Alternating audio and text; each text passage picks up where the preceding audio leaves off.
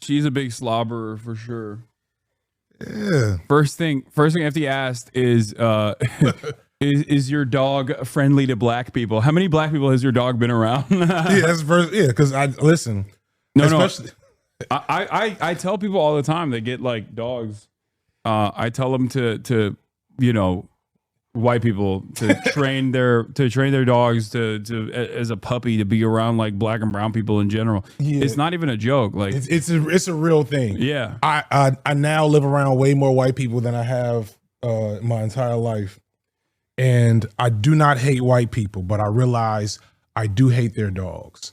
And like if it was my dictatorship that we were setting up in America right now, I would make every white person with a dog register on a list. And go through state mandated training before they're able to. She's like, no, keep going. Yeah, keep going. No, she's been around. She's been around plenty of black people. Yeah, because the types of things I have seen with white people and their dogs in the last year has blown my mind. I did not know it was that bad. So I got to let you go though. I got to pay attention to this. Okay. To the speed of this chat. Yeah. Whatever else is going on. I heard we talking news today. Yeah. There's a blackout in Europe or something? Yeah, there's currently a blackout happening in Spain and Portugal. They're saying it's like the whole country? Like there's I think they've like recovered a little bit, but I'm not entirely certain as to where like how it happened, but I think it's because of let's see. How do we blame this on immigration? Yeah, massive power outages hit Spain, Portugal, and France, slowing travel and affecting commuting travel. Airports have been disabled. Shops and offices are in the dark. It's unclear how many people have been affected. Parts of France were also briefly hit. The Spanish government is holding an emergency meeting in Madrid. Lights coming back on in central Lisbon. Coco Gauff shares her blackout experience in a dark locker room after the Madrid Open match. Spain declared a state of emergency.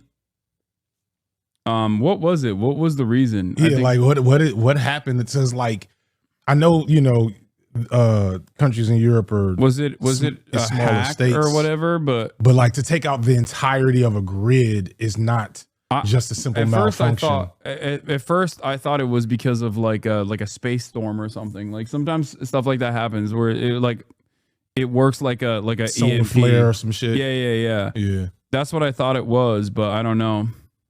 Neoliberals tried privatizing the energy sector and it fucked it up. I mean, I don't know. Aren't we all running on neoliberal power though? That's like at least the standard is the neoliberals can run a power grid enough to not have an entire country. Texas. Unless it's Texas, but that's not the they don't have that good old neoliberal, effective bureaucracy. They just are running on diet fascism. Kaya, place.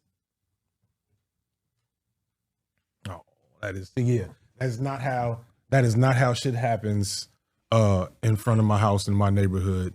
No, she's very well trained. She's awesome. What I remember you were training like when I was here. I guess was that 2 years ago now?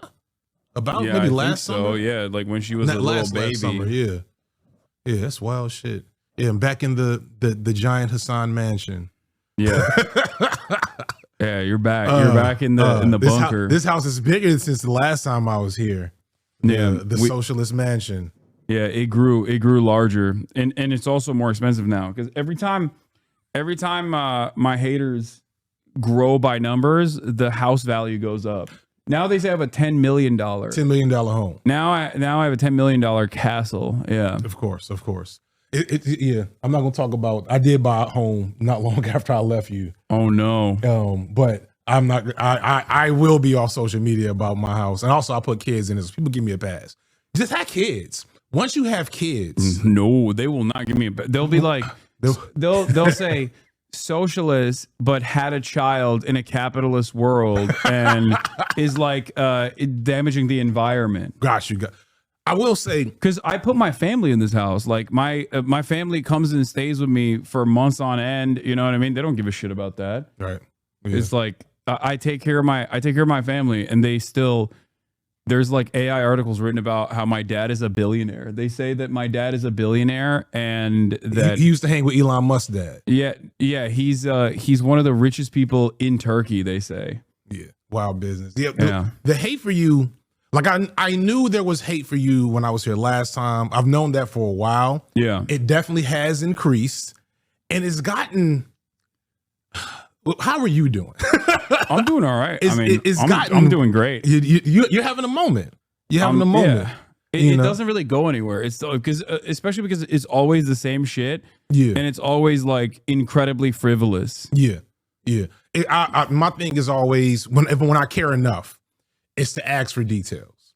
Yeah. And that's what I've been telling, because now that I'm getting just the fact that I'm positively associated with you, but also once you hit as much notoriety as I finally gotten to now, you just kind of become an economy of your own, like to have your own haters, to have your own anti-fans. Yeah, of course. So what I've been telling people is just listen, when they say something really bad about me, just ask for details. Just tell them to explain. 7 times out of 10, they can't. And those 3 out of 10 times, it's the pettiest, most online brain thing possible. Yeah. And it doesn't really go anywhere. Wait, let me fix this as well. And then we can do this. Here we go. I clearly need a better camera.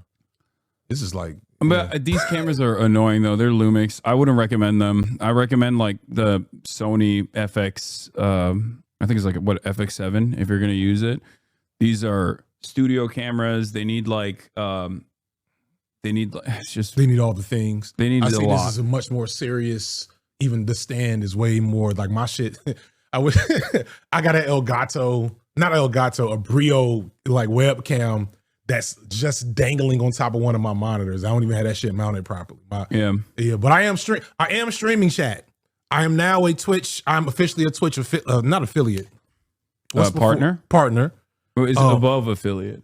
I don't know. Whichever one. Do you have a check? No, I don't have a check. So I'm so you're affiliate. Okay, I'm affiliate. Well, I'm getting paid. Yeah. I've made $200 off Twitch in the last. Yeah, you month. can get paid as an affiliate. Yeah. So check me out. I'll save all my shout outs for later in the chat. Yeah. But have you watched Sinners yet? Oh yeah, of course. Then we gotta talk about that as well. Yeah. I'm Sinners. So good. Sinners was amazing. I'm in the middle of fighting people about Shedeur Sanders. I don't know if I want to. I don't know if that's ready for your chat. I don't know. No, we could talk about that too for sure.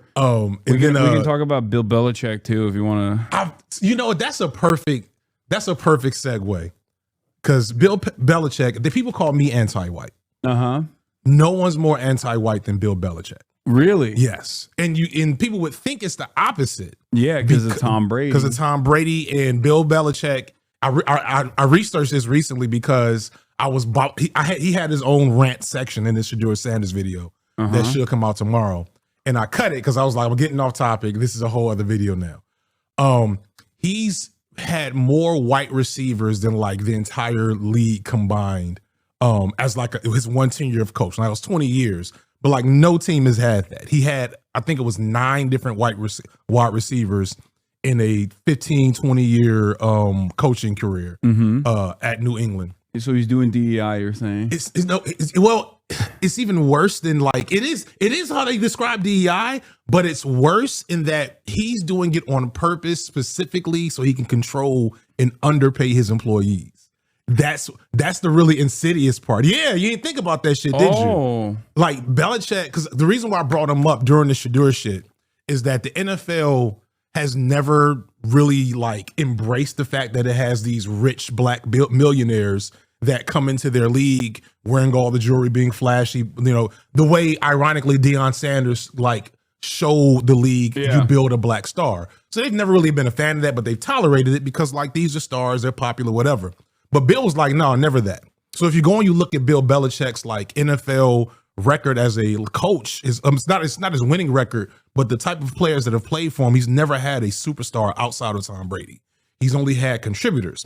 And then the type when he does get a high level player, it's usually after that player has gotten in trouble somewhere else. So when you look at some of the players, the best players that Bill Belichick has ever had, Antonio Brown for a week, Chad Johnson, Chad Ochocinco for like a year or two, Terrell Owens for like a year, Albert Hainsworth, Corey Dillon, Dante Stallworth. Like the list goes on that he hardly ever would pay you. If you had an attitude coming into the league, building will have nothing to do with you. You take that attitude somewhere else. They're saying Randy Moss. Randy Moss, thank you. That's another one. I knew I was forgetting one. Randy Moss is another one. So just like Randy Moss, right, comes in the league, is great, but keeps getting in trouble, keeps having run-ins with the law or wherever. I think Randy Moss only had one run in the law, but he's very much a pariah. And then after being a pariah for multiple years, he goes to New England. He keeps his mouth shut because he knows if he doesn't do his thing at New England, keep his mouth shut, he's probably out the league. Resurrects his career, I think Randy actually never got a Super Bowl, ironically, with Tom Brady. He's the best receiver to ever play with Brady. I don't think he ever got a Super Bowl. Hernandez, right? Hernandez is another one. Hernandez is the only person that he took on with alleged character issues, or maybe he didn't know Hernandez was a secret murderer. Well, I mean, not to that degree, probably. Yeah, probably not to that degree. I don't think anybody knew that it was like that. But the flip side, right, is so we have all these black guys with character issues that are elite talents. They can't be on the team outright. They have to come after they've been through the ringer. Mm-hmm. But he loves going and grabbing Gunnar Zolewski off of in the seventh round of a draft and seeing if he can turn little Gunnar Zolewski into his next Julian Edelman or Wes Welker or Chris Hogan, or I think I had a list, but I erased that shit. But it's like somebody in the chat, go ahead to Pro Football Reference and get that Amendola. I think Eric Decker played for him for a second. There's a ton of different white receivers, and they're all the same guy. Except for maybe Eric Decker, they're all 5'9", undersized, marginally athletic, but really hungry, scrappy white guys. He plays smart. He plays the game right way. Sneaky athletic. All that shit. Lunch pail. Brings his lunch pail every day. None of them ever got paid by him. They never got. He would have them there because he could control them. They wouldn't say shit. And he could give them middling contracts like he did everybody. He didn't even pay Tom Brady. I don't know what they were doing with their fucking salary cap that whole time. Yeah, so Bill Belichick hates white people. That is the take here you find on the HasanAbi. Okay, this is good to know. I mean, yeah, underpaying Tom Brady is a perfect demonstration of hating white people and not giving white people the appropriate.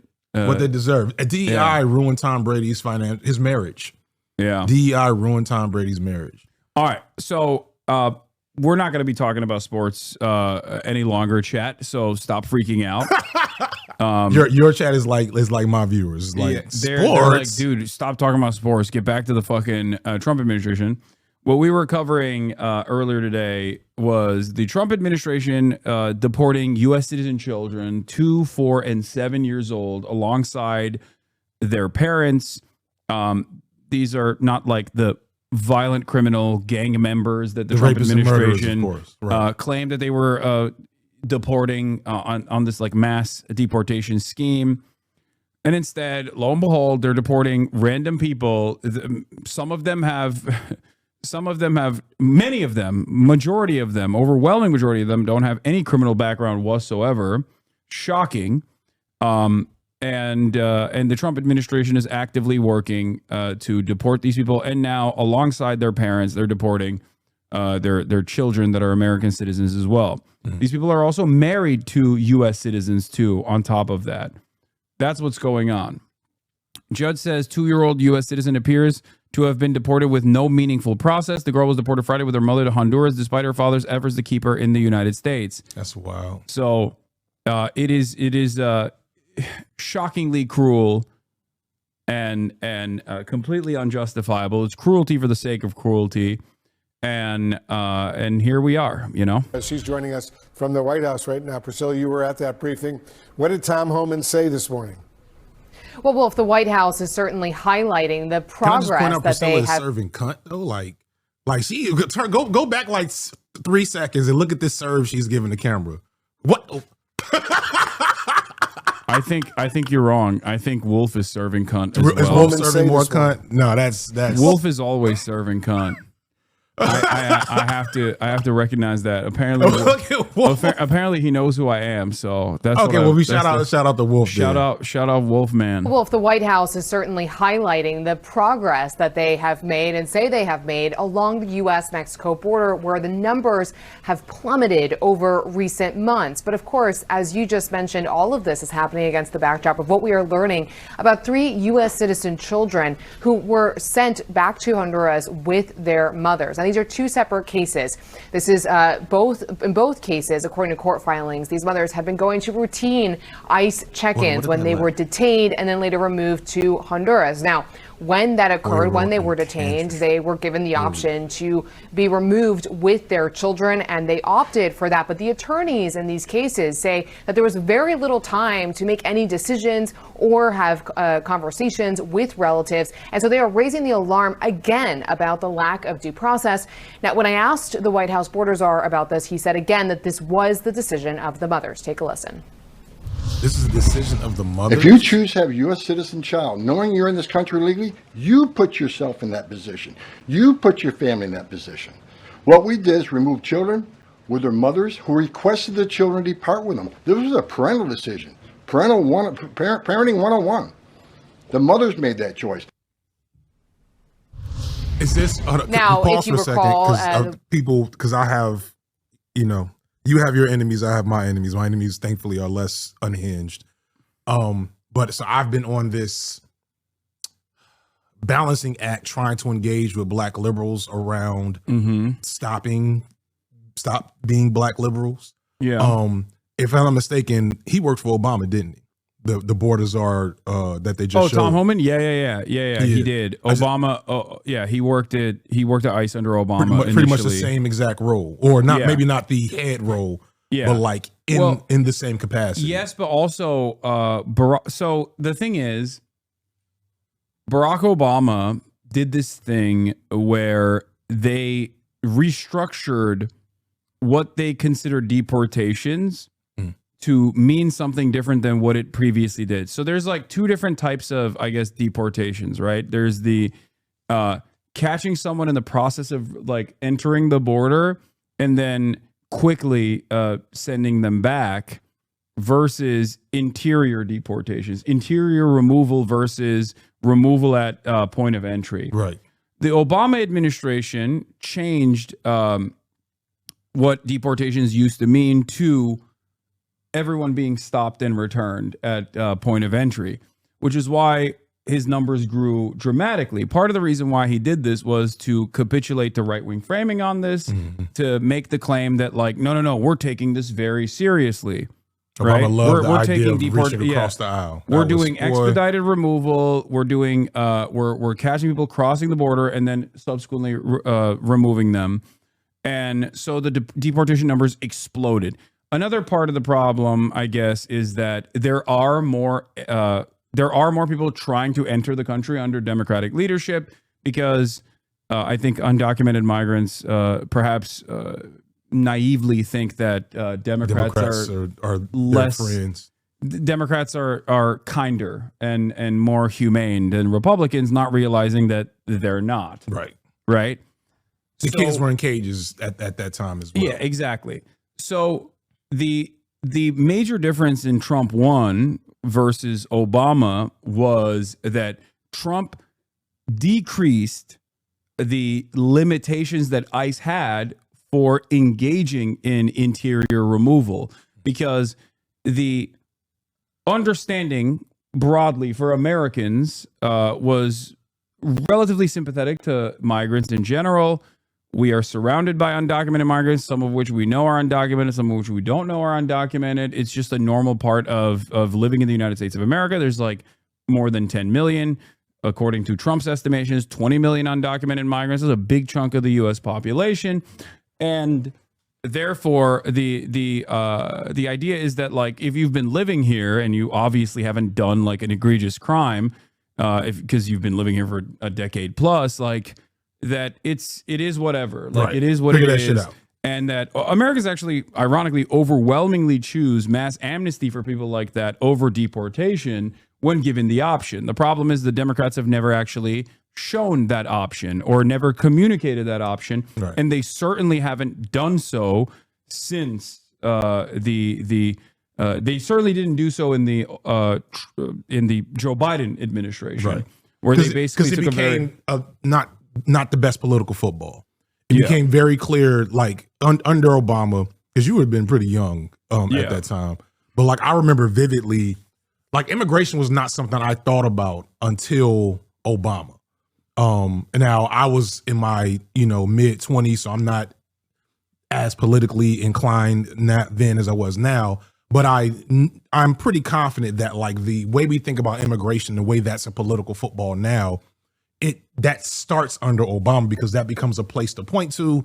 Every couple of years, the right needs to kind of recycle their boogeymen. Yeah. It was always around, like post Reagan, I would say. It was definitely like a point of contention that the Republicans could constantly hit the button on. Right. But it was a known one, and it grew in severity, I think, under the Bush administration, and then certainly grew under the Obama administration, because it was like a great way to attack Barack Obama, to be like, oh, he is doing an apology tour globally, and he wants America to be run over by Mexicans. Yeah. It's just like pure white nativist nonsense. Yeah. Obama, on the other hand, was still pretty horrible when it came to immigration as well. But he did something that the Democrats used to do back in the day before Biden, and that is a back and forth. Like Obama used to do the I'll give you some concessions on immigration, but then I'll get something in return. Mm-hmm. That was the bargain. That was the idea that like Obama was going to be the deporter in chief, which was ridiculous and unjustifiable, of course. But then simultaneously, he was going to do the Dreamer Act, right? For DACA, the Deferred Action on Childhood Arrivals. For those of you who don't know, DACA is a program that was implemented by executive order under the Obama administration to offer some protections with very, very severe restrictions and very severe qualifiers to children that had crossed the border alongside their parents and had grown up in the United States of America. They would get deferred action, as in they would get protection from deportation, basically, as long as they went to school, got a job, did not leave the country. Like there are so many restrictions on DACA immigrants. It's actually pretty crazy. So, yeah. Clinton built a wall, Bush created ICE, Obama expanded deportations, but did DACA? Trump is creating a Third Reich based on immigrant persecution. That's a pretty solid assessment of the situation. Yeah. So, in any case, this is something that I was very critical of the Biden administration on, because I know that they were going to fucking use immigration as a talking point over and over and over again. And and Biden had actually come into office on a wave of pro-immigration activism, because people forget that the attitude towards, and the mistreatment of undocumented migrants under the Trump administration was so gross and so severe that you had Democrats talking about abolishing ICE. Right. Now, a lot of that was purely resistance, liberalism, and aesthetics, but yard flags. But the overall public sentiment had shifted back in favor of undocumented migrants. But Biden very quickly, Biden basically didn't do anything about that. And then you have the famous Haitian migrants in Texas getting whipped by Customs and Border Patrol on horseback. Yeah. And in the aftermath of that, the Biden administration basically took a very reactionary stance towards migrants in general. And that only calcified this position. And on October 6th, ironically enough, right before October 7th, the Biden administration did something that I consider to be unconscionable, where they adopted the right-wing framing entirely, where the Biden camp came out with their own anti-immigration package, their bill that was written by an Oklahoma senator who was super reactionary, super far right. And they still couldn't get that through Congress, though. And like, they still couldn't get that through Congress because the Trump administration, or not the Trump administration, the just Trump campaign, at the time was like, Trump nope. at the time said, "Don't do this, don't pass this," and that, however, was a major blow a major blow to Democrats in general, because that basically was an admission that the Democrats were lying about saying that the border wall is racist, or lying saying that like immigrants, this is a nation built by immigrants for the past, 40 fucking years. All the that shit is Democrats completely gone in like all a that 3 shit's years gone. span. And they adopted the right-wing framing that immigrants actually constituted a national security threat. That was new, because Democrats had not previously agreed to this false notion that immigrants actually constitute a national security threat. But now that they were putting forward a national security focused bill to deal with immigrants and immigrant detention, all of a sudden they were admitting the Republican framing, normalizing this attitude amongst their constituents. The only impact that this had was they didn't win a single Republican vote on this, because they were like, oh, these guys are finally competent about immigration. The only impact it had was there were a whole bunch of liberals who get their notes from the Democratic Party who now also believed that immigrants were constituting a national security threat. That's why Trump came into office with 66% approval on mass deportation. That's so. Quick question on that, because hasn't that finally started to drop? Yes, I did a follow-up video a couple of weeks ago, about a month ago now, on like my initial Trump take, but that video was like 2 weeks after, I don't know, you haven't done, are you coming out with any 90-minute long video essays anytime soon? No. Okay, well, no. In the prestige land of the video essayists, you write the essay, the editing can take 1 to 6 months. So by the time, and so when I was writing, he had just had like the first, not the first, one of the earliest like popularity polls, whatever. And he was more popular than he's ever been as a president. And part of that was because at the time it was like 60% of people approved his immigration stuff. But it seems like that's finally dropped. But to be fair to you as well, I had a conversation with Ested Herndon of the New York Times, who I love. I have him on all the time. He's one of my favorite New York Times reporters. And in our conversation, he did a follow-up initially to the original run-up thing that he had done, where he asked like his family members and a whole bunch of people that he'd met on the campaign trail, like what they now thought about Donald Trump. And a lot of people, and this was only like a month or two ago. And that attitude has shifted dramatically even since then with the Kilmar Abrego Garcia story. Basically, what he had told me at the time was a lot of Americans are still oblivious to the deportation stuff. They don't really consider it to be a major issue. They mostly were at that time focusing on Elon Musk and Doge and the unpopularity of mass layoffs coming from Doge. My argument always has been, both under the Biden administration, going all the way back to February 2021, when the CBP Haitian migrant whipping imagery came out, was that if the Democrats don't offer a counter narrative to the lies and the smears that these Republicans are consistently presenting, and right-wing sentiment dominates the media about migration, immigration specifically constituting a national security threat, then Americans are going to become more reactionary. They're going to care less about immigrants. If the Democrats, once Trump was elected, I kept saying Democrats have to launch an opposition against this deportation agenda at some point, because you need to make Americans aware that this is happening. There's far too many things that the Trump administration is doing, but this is one of the most significant, most consequential aspects. It's also an easy one to display. And it's also, it's super easy to vilify the horrifying practice. I've seen enough social media posts of watching like ununiformed ICE people walking up to like women and children and essentially threatening them in like the most coming out of courts. You know what I'm saying? Going into not even ICE elementary agents. school. We found out that ICE doesn't have the logistics to do mass deportation at this scale, which is why they've deputized like random right-wing militias and shit now too. I did not know that one. Is truly, truly terrifying. So, and lo and behold, the reports started coming in. Shouts out to ProPublica and all of these other institutions that were investigating the criminal background of all of these immigrants that were being deported to CCOT. And we found out stories of the likes of Andre, for example, from California, the Venezuelan from California, who's a gay hairdresser who had a tattoo of mom and dad on his arms.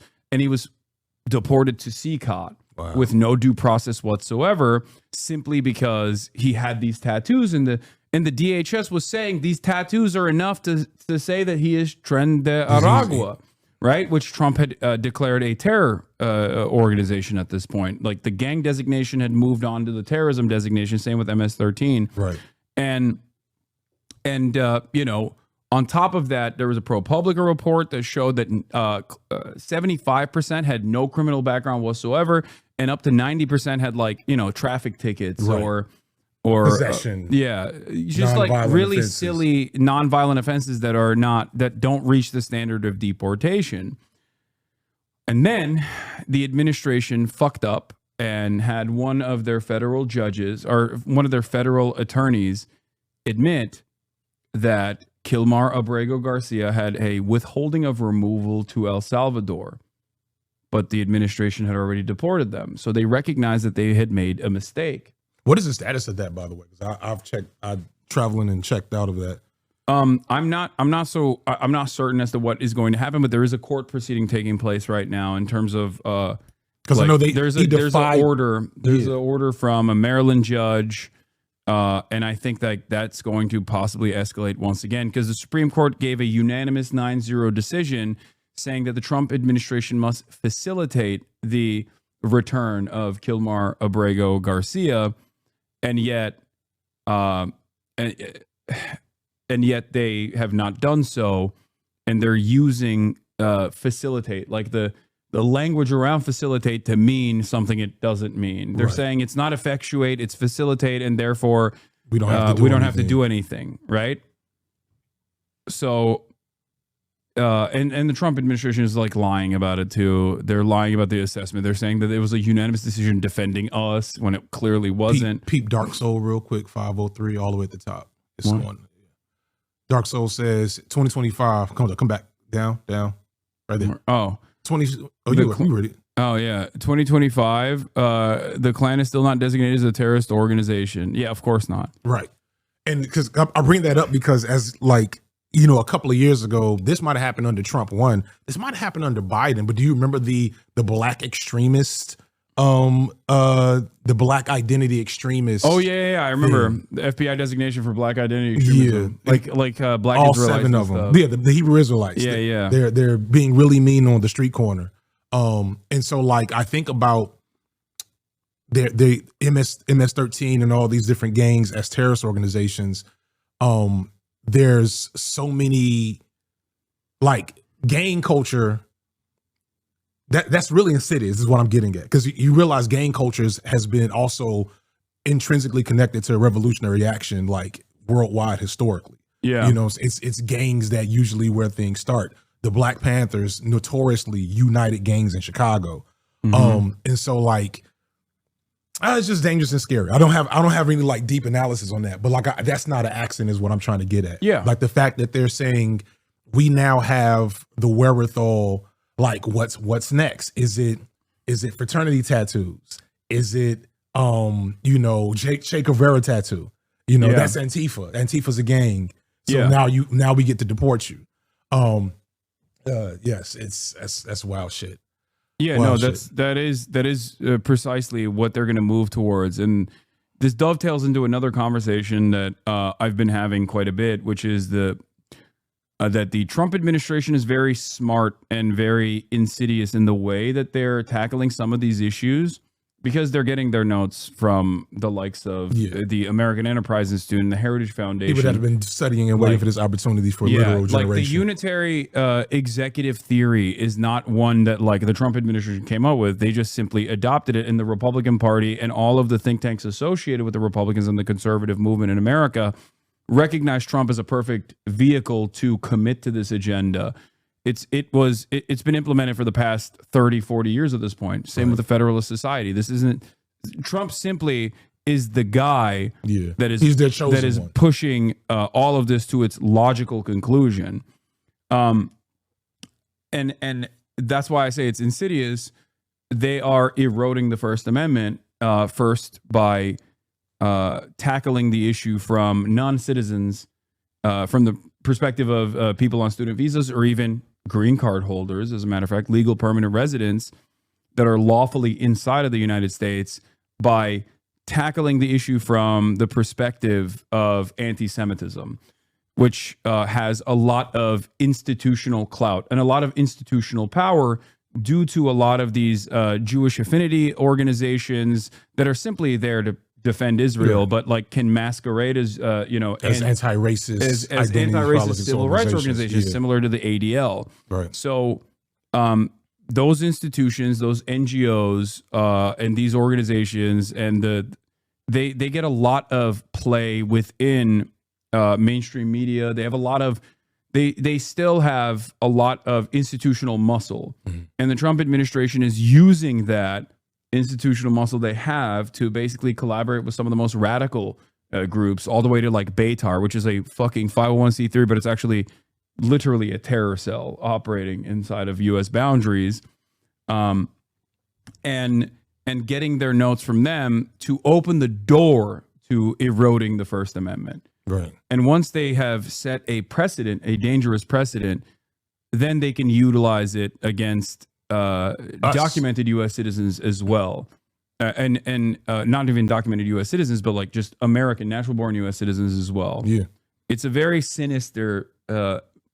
It's a very sinister way of like undermining one of the most powerful, one of the most popular constitutional protections that Americans have, citizen and non-citizen alike. Yeah, I've definitely been looking at Zillow in Canada. Yeah, you're gonna move in case I have to split. And I thought about that for you because you're not natural born. Like no, I am. Oh, I thought you. Yeah, I'm an anchor baby. Oh, well, I mean, it's not that matters, to be honest with you. You have any tattoos? No. Okay, well, I don't have any tattoos. I'm pretty what white. What about that beard? I could shave it and change my name to Hank. HasanAbi. Yeah. The thing is, like, I always say, like, I'm at the end of that list. Like, by the time it gets to me, half of my chat will be, deported. Yeah. Given my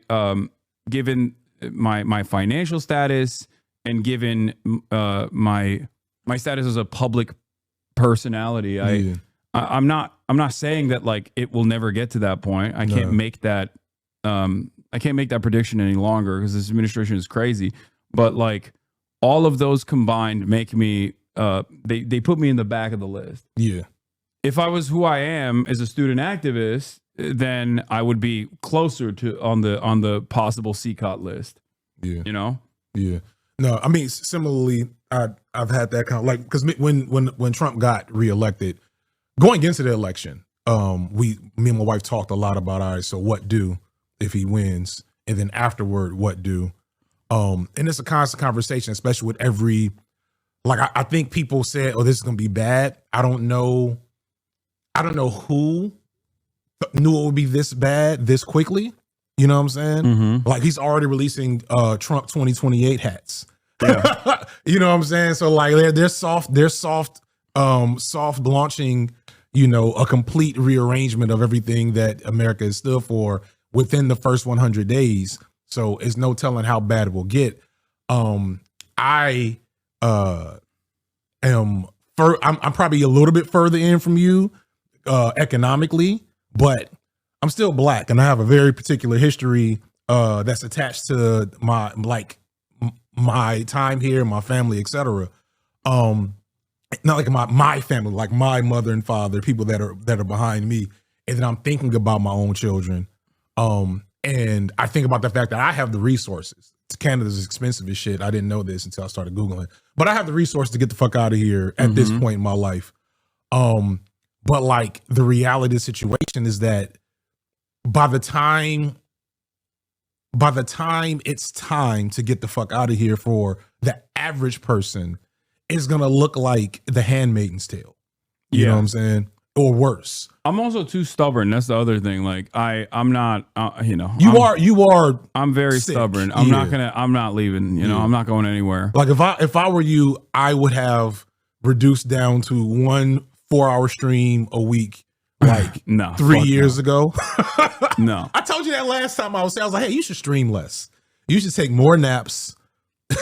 Yeah, do some nope. yoga and stream less. But you have cranked it up. But also to crank up, on a lighter note, since the irony of Trump being back in office is that like immediate aftermath of the Democrats being like, oh, we need a leftist Joe Rogan. Yeah. And everybody was like, Hasan. And I was like, yeah, but we also don't necessarily need the leftist Joe Rogan. We just need. I agree. Which it's ironic because I've been saying that nonstop, and like you're saying that has made you the leftist Joe Rogan. People don't hear it. I keep saying like this is not an issue that you can podcast your way out of, and that it's not just about having more like leftists, more bros who are leftists or whatever. I mean that can help, but like. A lot of people, I think, even with this new recent New York Times piece that just came out, with the unfortunate title. I don't know if you saw it. No, you have a New York Times piece? Yeah, there was a new New York Times style section piece that came out. And it basically, let me see. A progressive mind in a MAGA body was the original title. Oh, God. But... They changed it to a progressive mind and a body made for the manosphere. Dude, what are your proportions? No, I don't know. Even in real life, seeing you kind of being this proportion, it's still jarring. I guess. But yeah, this was a long. It's an 11-minute long article, and it mostly focuses on the aesthetics of me being like a bro, right? And not really about like. I think. A fairly significant part of this equation, which is like what I'm saying, how I speak to the issues that Americans experience. Yeah, I think part of the reason why they do that is because it would have to come with the recognition from the New York Times that the Democrats are bad.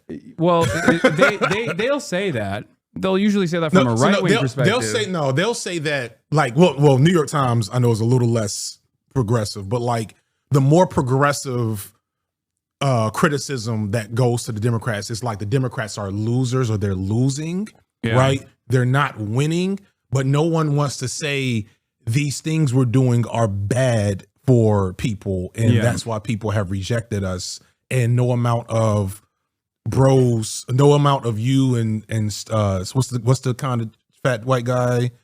He's a comedian. Tim Dillon. Sure, there's a bunch of. You're like one of 3 white people I know. That's famous. It's that Stavros. Stavros, Stavi, baby. Like no amount of you and Stavi and insert some other cool guys here. Yeah, like on a podcast is going to motivate the average. Because one of the things I brought up in my limited analysis of the election is that a lot of white dudes just stayed home and they're not engaged online. They're not engaged with politics. They don't actually know shit. The ones that did go out and voted for Trump. And the ones that, but that's like a unique, like even now, like I think it was really useful to point out that Trump has never had a popularity above like 50. Above like 40. Post-election he did, but that went away very quickly. Right. So he's never had high popularity, but he does have his fans and his sycophants and his followers and his evangelical wing. But like most regular people are repulsed by Trump, but not repulsed. That most regular people are indifferent because a lot of the things that he represents that other people see as problems, they're like, that sounds kind of bad, but whatever. You know, and so like those people aren't going to be motivated by culture war stuff. They're not going to be motivated by, political theater.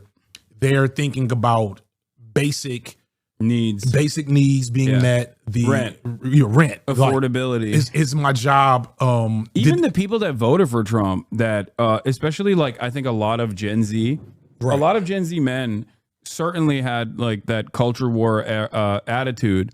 But a lot of Gen Z men also, and a lot of like younger people were like, I'll give this a shot in the dark in the same way that they did in 2016, where they were like, I want to break the system. Right. The system is not helping me. I want to break it with a mallet. Yeah. And that's why I'm going to vote for not the person who represents like the system, elite, who's telling us this is working fine. Just let us keep doing our job. And how do you get to that? You get to that.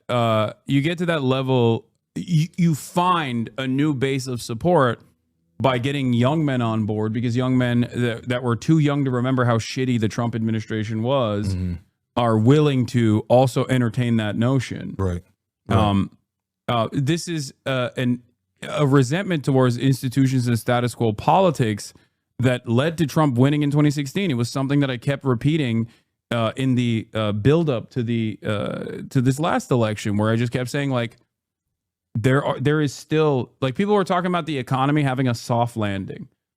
And I was like, dude, in 2016, the economy was significantly better than it is now, and people still voted for Trump because it wasn't good for them. Right. You're looking at the wrong metrics. Yeah. You're not looking at the anxiety that people feel. I know that that's like a trigger word almost, where people go, oh, white men and economic anxiety. But, like, yes, white men who have racist tendencies, or white people who have racist tendencies, are far more susceptible to leaning in the direction of culture war resentments if they also have a lot of instability. Yeah. If they also are recognizing a lot of instability in their lives. Yeah. So the best way to combat that is by giving them something. Yeah.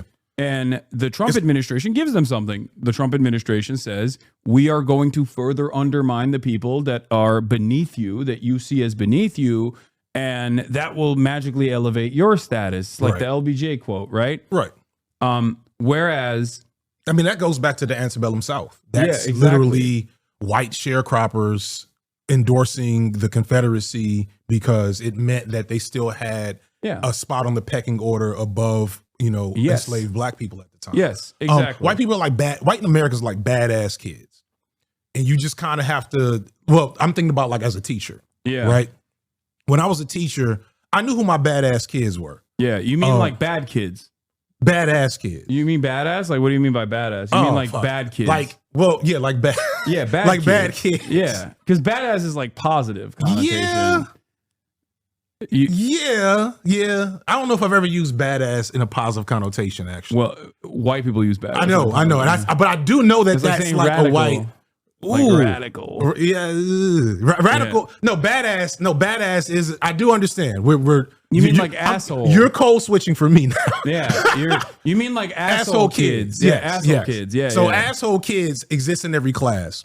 And, like, a lot of my commentary about, like, the race politics of this has, been unpopular for reasons I understand. And some of it I amended in that last video. But I'm still of the mind, like, when I say, like, I'm not confident in AOC. Not for any other reason than she is not a white man, right? Mm-hmm. And so I think the psychopath y'all have running this state is probably who's going to win the I hope the not. nominee. He fucking sucks. I do too, but again, white people are badass kids, so you have to jingle keys like if you like. There's a classroom with 30 people, and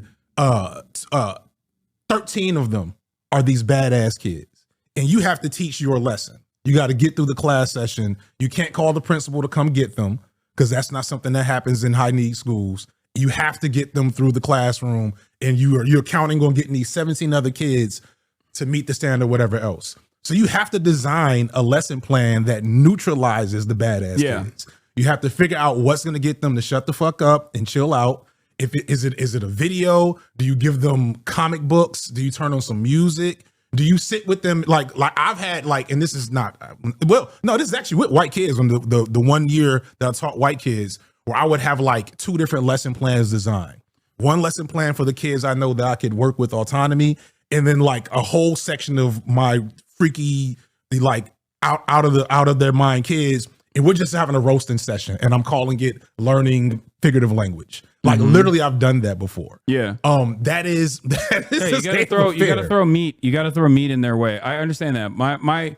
What I believe is that if you can earnestly communicate, set up your enemies, and actively go after them, you can overcome you can basically overcome those issues by just being like, listen, dude, I get it. Okay, you're afraid.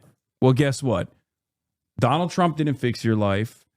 Democrats, certainly up until this moment, have never even entertained fixing your life. I'm telling you, your potholes are going to be fixed. I'm telling you, you're going to have housing. I'm telling you that you're going to have a good job with decent benefits and a good wage. And I think that the best possible way to overcome that is through implementing class politics, is a class first approach. Yeah. Because Americans are not very class conscious. The working class. They're not openly. They're not like what's the word? Consciously class conscious. Yeah, they're not. They are not. Like that Maggie alone shit lets me know that we're far more class conscious from like a intrinsic level. Yeah. Like in an ironically almost reactionary way, where people only recognize their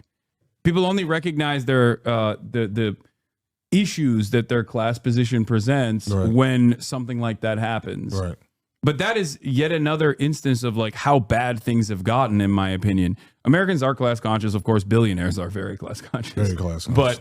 But my point is like someone going about a class first political message can get a lot of leeway that way and not fall into the same traps. But that would require, unironically, attacking Democrats as well, and almost like a reverse Trump, like a bizarro Trump, where you have someone who's charismatic enough, who's willing to just like attack the media, willing to attack other institutional Democrats, and willing to declare even members of their own party as enemies. And I think that would be the first time I would like, just hearing you say that, I'm like, oh man, imagine somebody running as a Democrat that admitted that they suck and pointed at the ones that suck openly. Yeah. That would actually be immediately effective. That would be immediately effective. Yeah. Because, and that's also the scary thing about populism, is that populism is like an incredibly useful tool that has like the lowest barrier of entry. Yeah. If you're charismatic, and that's why I'm scared of this guy here in California, because I don't know if he's all that charismatic. I haven't seen enough of him, but he looks the part, and he's clearly his policies and his messaging is so dog shit though. That's the reason why I think he's gonna fail. But look, so you know him now here, you know these things. Yeah. But he could be a whole different person in 4 years from now, or 3 years from now.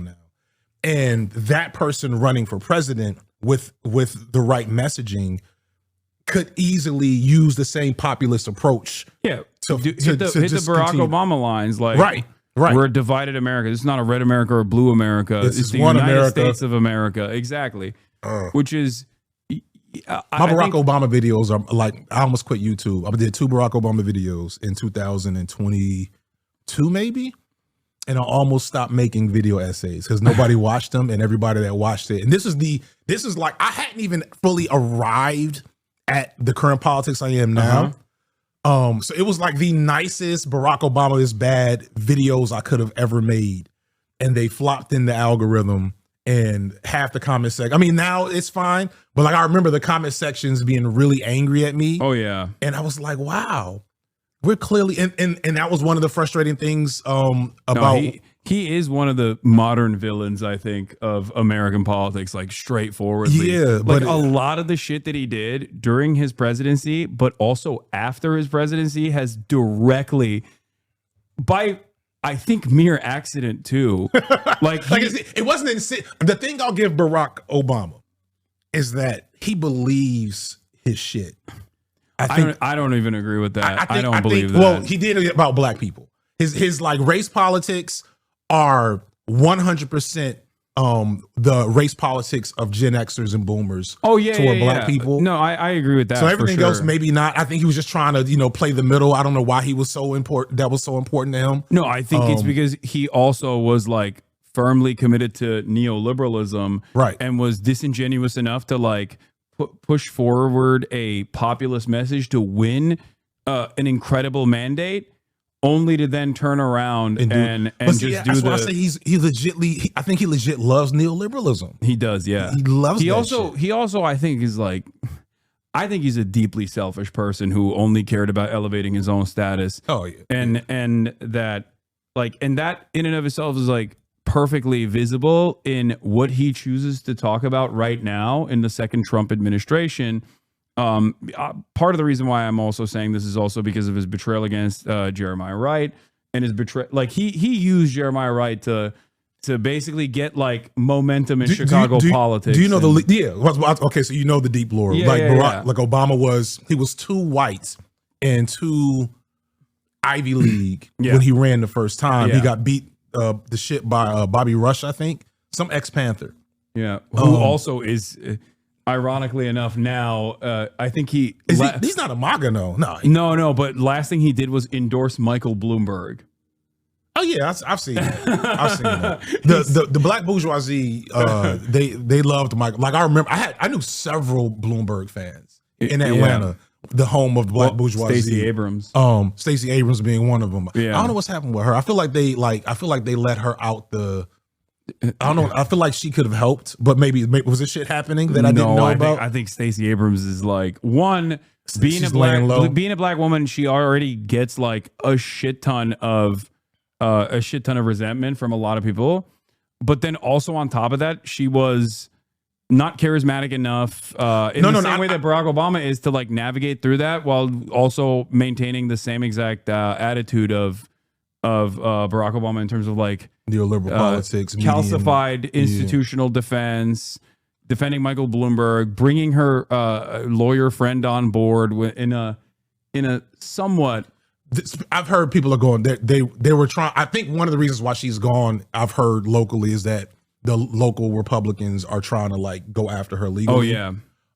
But I just remembered like being well aware. Like the only reason Biden won Georgia was because of the work she was doing in Georgia, and I think nationwide, but definitely in Georgia with like the voter stuff. Yeah. And like I do know that is one. Who was Jerry Connolly? So Jerry Connolly is resigning because he's cancer treatments didn't work. He's the face of the Democratic Party. I'm confused. You don't. Yeah, I don't be paying. Like What is this? I have just went to. I am in terms of like mainstream politics. I've kind of checked the fuck out. I'm doing. We're locked in here. Don't worry. I'll fill you in on everything.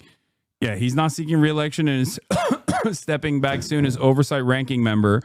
Jerry Connolly is cancer ridden. Okay, and he's a long-serving Virginia Democrat. And he announced his diagnosis 6 months ago. I promise transparency, Connolly said in an open letter to his constituents Monday. After grueling treatments, we've learned that the cancer, while initially beaten back, has now returned. He was 75 years old.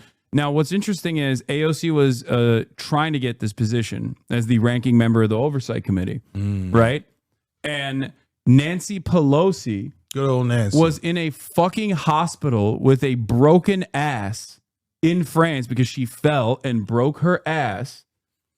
And from that hospital, she was making fucking phone calls to be like, no, it has to be Jerry Connolly as the ranking member. She's not even a part of the Democratic Party at this point. She's literally like Speaker Emerita. She has like a position of a lot of influence, but basically was using all the influence that she has within the Democratic Party to make this guy, 75-year-old with cancer, the fucking ranking member of the Oversight Committee, as opposed to AOC. Yeah, these are easy targets. It's frustrating when you put it like that. Like what you like. This is feeding into something you said earlier, which is Nancy Pelosi fought from a French hospital bed with a broken hip to keep this geriatric with cancer. Yeah, you can get it from there. To keep this geriatric with cancer in office so she could snub AOC. Now 6 months later, he's having to step down from oversight ranking member anyway. The Democrat, says Mike from PA. Absolutely correct. Oh, incredible stuff. But yeah, so the Democrats, like Nancy Pelosi, nobody likes her. She's an easy target. Jerry's a young 74, cancer notwithstanding, Congressman Beyer said, as they literally took the position away from AOC. That sounds like a really funny line from like I don't know who makes comedies now, but like that's a great comedy line. Yeah, you have to wait your turn around here. Representative Marcy Kaptur, a 4-decade veteran of Capitol Hill, told Notice. Great. That's just the way it works, they said. Yeah. So these are easy marks. These are easy marks for any, and that's again the scary thing. And maybe it needs to be maybe this is AOC's like line in, where like it would not be hard to come up as a progressive populist by targeting these geriatric Democrats that have been doing fuck shit for the last 30 years. Yeah. This guy, obviously, I guess, Pelosi. I can't remember South Carolina, the black guy in South Carolina who I hate, whose name I can't remember right now. Like Eric Adams, like it wouldn't be much to just come out and say, because people are saying like the irony of like the right wing talking point around black conservatives is that every black Democratic voter, even the ones that were highly enthused about Kamala when she was running, knows the Democrats ain't shit. We've known this forever. We just don't feel like there's much to do about it other than, continue to push the fascism down the line a couple of years, which is, clearly that didn't work this time around. Yeah. So like if someone were to come forward and be like, hey, I'm willing to say that these guys suck. But I guess the thing is though, that also, I was talking to, who was I talking to that said this? Some recent podcast I was on mentioned that we're also primed for a Tea Party movement. And the Tea Party movement is actually the precursor to what allows Trump to be a thing. I've been talking about this for quite a while. I'm very familiar with the Tea Party movement. The problem with that is that it was not an organic movement. It was actually completely created by the Koch brothers. Get George Soros to do it. But George Soros loves the institutional Dems. That's the problem. George Soros is and it's not even George, it's Alex now, because George is like basically dead. His son, Alex Soros, who is married to Huma Abedin, Hillary Clinton's famous advisor, Huma Abedin, who was married to Anthony Weiner back in the day. Okay. Yeah, so like these guys are not like, they're not invested in a Bernie style left populist uprising within the democratic infrastructure, because a left populist movement would undermine their position as billionaires. Right. So why would any billionaire contribute to their own demise? Exactly. So it hence me keeping my I'm just saying prepared. Yeah. It's me being prepared. It's not gonna, which people should all be. It's not gonna happen, is what I'm saying. It's not going to happen in that way. It has to be grassroots, and there is grassroots momentum, grassroots mobilization. And that's why I don't like shit on all these mainstream institutions that are coming around to like offering people like myself coverage, because they recognize the popularity, but they don't want to scratch the surface of like where that popularity comes from. So they just stick to the aesthetics. It must be because he has this like MAGA adjacent packaging. Because he's a bro. Yeah, it's because he's plays a bro. basketball. They don't. He's got a dog. Yeah, they don't realize that like, no, a big part of my popularity also comes from my honesty and stubborn attitude, where like I'm telling it like it is, in the most basic terms. Like, that's precisely the reason why no matter how much funding other like Democratic Party adjacent groups might get, and how much momentum they might get, and there are examples of this out there in independent media, the David Pakmans and the Midas Touch of the world. Like there is a limit to how much the establishment only wants to go to the surface level. Yeah. And see how they can co-opt it and integrate it into the system they've already built to feed the same machine. Yeah. With that, I watched your video the other day with a little short, and we're doing news. I was about to because I just watched your Daily Wire Schadenfreude video where everybody's channels are dying, which I always knew that their subscriber count never matched their like popularity. People will subscribe. Well, first off, bots, one. Yeah. Also, people will subscribe to channels. Reactionaries will subscribe to a channel that says a mean thing about insert population here they don't like and never watch again because it's not something they're actually motivated by. Fuck, I forgot where I was going with that. Well, but it's funny to hear. They're falling apart partially because of the popularity, I would say, of the Trump administration. Like, there's no need for guys like that when Trump is in power, and then Trump is in power and your financial situation is not getting better. You go, okay, what the fuck is this? I thought if we just like dominate trans people enough, then we'll ultimately get financial freedom. Remove DEI, then I'll get the job that I'm not qualified for. And it's like, that's precisely the problem. That's not happening. This happened in the first Trump administration as well. A lot of these like right-wing guys that got so much prominence leading up to the election started slowly dying out. Some of them straightforwardly were white nationalists and white supremacists. And a lot of people started moving away from that because people recognized that this kind of politics in practice was gross and it was too much for them. Like child separation as a mechanism of deterrence was like a bridge too far for many people. And so, you know, they realize that this is bullshit, that they're being served bullshit. No, what I was trying to figure out from when I was watching the video was why are Morgan Cooper, is that her name? Something Cooper? Brett Cooper. Brett Cooper. Why are her and Asmongold still working? Like, what are they doing? Like, because I do not, like, I've tried to watch, I try to keep up with shit, right? A little bit. I'm a video essayist nerd for real. That's why I'm good at my job. Yeah. Because that's all I really watch on YouTube most of the time, in between like a football podcast and something about anime or a horror story, whatever. But like, I'll dabble when I see things are popping off on the timeline. Okay, who's this? What's this? What's happening? And like, and I don't know. Do I even want to start fires with certain people while I'm here? Because I've also gotten blowback from another individual that whose name I don't want to bring up, who had people emailing in my DMs a couple of weeks ago, and I was like, yeah, I have nothing to do with this. Please stop. Don't give me an excuse to make a video about it. But I'm wondering, like, I feel like I know who you're talking about. How is, like, I've never seen Brett Cooper videos. Never popped up on my timeline. Yeah, I only remember her because you mentioned her years ago. I'll tell you what it is. Brett Cooper is like the right wing's answer deliberately to what I was doing at the time, because they're much smarter than liberals are in general. Right. They openly admit this to this as well. Like, Turning Point USA documents show, like, basically do what Hasan is doing in their fucking. But it looks so fake, though. It is, but it doesn't matter. People still, you know, she's talented enough to carry it. Yeah, I think she is. I think she is talented for sure. It's because she was doing what I do in the way that, like, I don't always serve you the vegetables.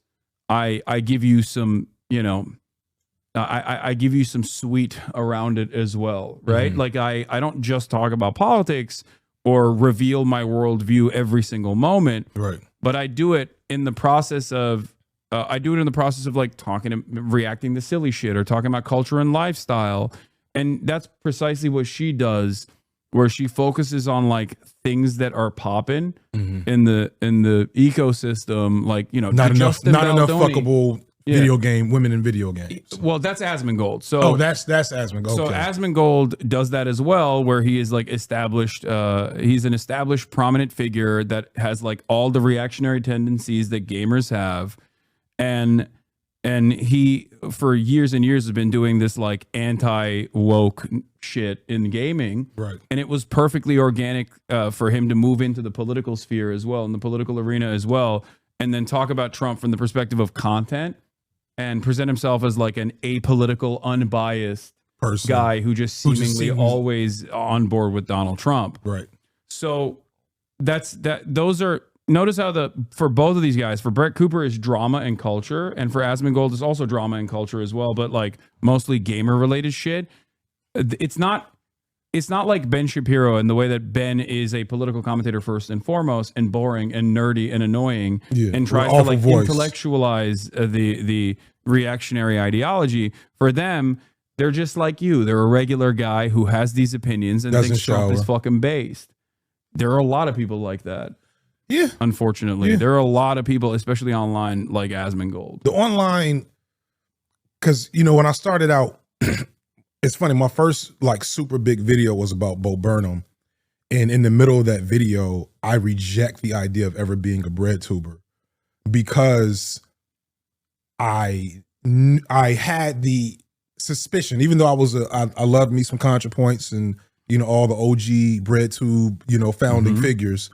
I had the looming suspicion that the bread tube audience was toxic, and that the environment was toxifying, and not overly serious, right? In terms of like actual, like IRL action towards, liberation, yada, yada, yada.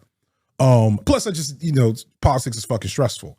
But sorry, I'm losing my train of thought. Just go off the fucking plane. What I was trying to get at basically is that, like, when I look at the landscape of like what our audience is versus what they do, and then what their audience is versus what they do, it feels like we're going to be much easier in terms of just the career aspect to sustain. Like the fact that I came up under while Joe Biden was president. Mm-hmm. I don't think so. If we elect, if Kwame Ture resurrects and becomes president of the United States in 2028, mm-hmm. and we have the most Pan-Africanist, Black power, mm-hmm. Worst nightmare of certain people, presidency of all time, I don't think I'm going to lose momentum as a channel. You know what I'm saying? And like, I mean, I'd probably quit because I would go and join the administration as the propaganda minister. Yeah, we would do that for you. We got to talk about white people. Can I plug? Am I too early to plug? We got some more news to get to. What we want to do? Whatever you want. Can I? Do you want a drink? No, I'm gonna stick with water because I know I'm gonna eat. I've been eat like I'm trying to get like you. I'm trying to lose like 20, 30 pounds. I'm gonna order chicken in a little bit if you want to eat what I eat. That sounds horrible. Healthy Middle Eastern chicken. It's actually delicious though. Okay, a healthy Middle Eastern chicken. See, yeah. See that if you just said chicken. Yeah. What did you think I was gonna get? Just like bland chicken, boiled chicken, chicken, the best way. No. No way. So fucking white people. My where the camera at? Only on Nebula, talking to white people. The first Nebula original feature from F.D Signifier. Which you were in. Which you had you had a funny conversation. I don't know if you watched it yet. Everybody, you told me not to watch it. Well, no, I told you not to watch the other video I put on YouTube that was about how in whiteifying your presence is, because you're kind of like the son of the online left right now. And like, I didn't even realize that was what that was about. I thought the video that you didn't want me to watch was the white people one that I was in, because you were saying that it would ruin the point. If you watch it, it would ruin the point. So I made a video talking about the online left, like, political landscape. Because the thing that I started thinking about since the Drake video, right? So after the Drake Kendrick video, I knew I was about to hit 1 million within like 6 months to a year. I just like, all right, the momentum has been supercharged. I knew I was going to hit it eventually anyway, but clearly I need to start thinking about it actively because it's incoming. And what I noticed is that between first, becoming relevant and like that point, my Black audience had begun to shrink. Not in terms of like losing Black viewers, but more white people were coming in. More white people were coming in. The percentage, I think YouTube specifically, like I just don't think Black people get their politics from YouTube. I know like historically, all of the people that I knew were politically inclined were Instagram and now TikTok, Twitter. The video essay as a thing to consume was not something that had crossed over, and then YouTube's algorithms. I think YouTube may have low-key like the worst overall algorithm for definitely for Black political content. But I think in general, in terms of like building novel bubbles, does that make sense? Yeah. Like I know if I like I stopped using TikTok about a couple months ago because I got hacked, and I was like, all right, that's just God telling me to leave it alone.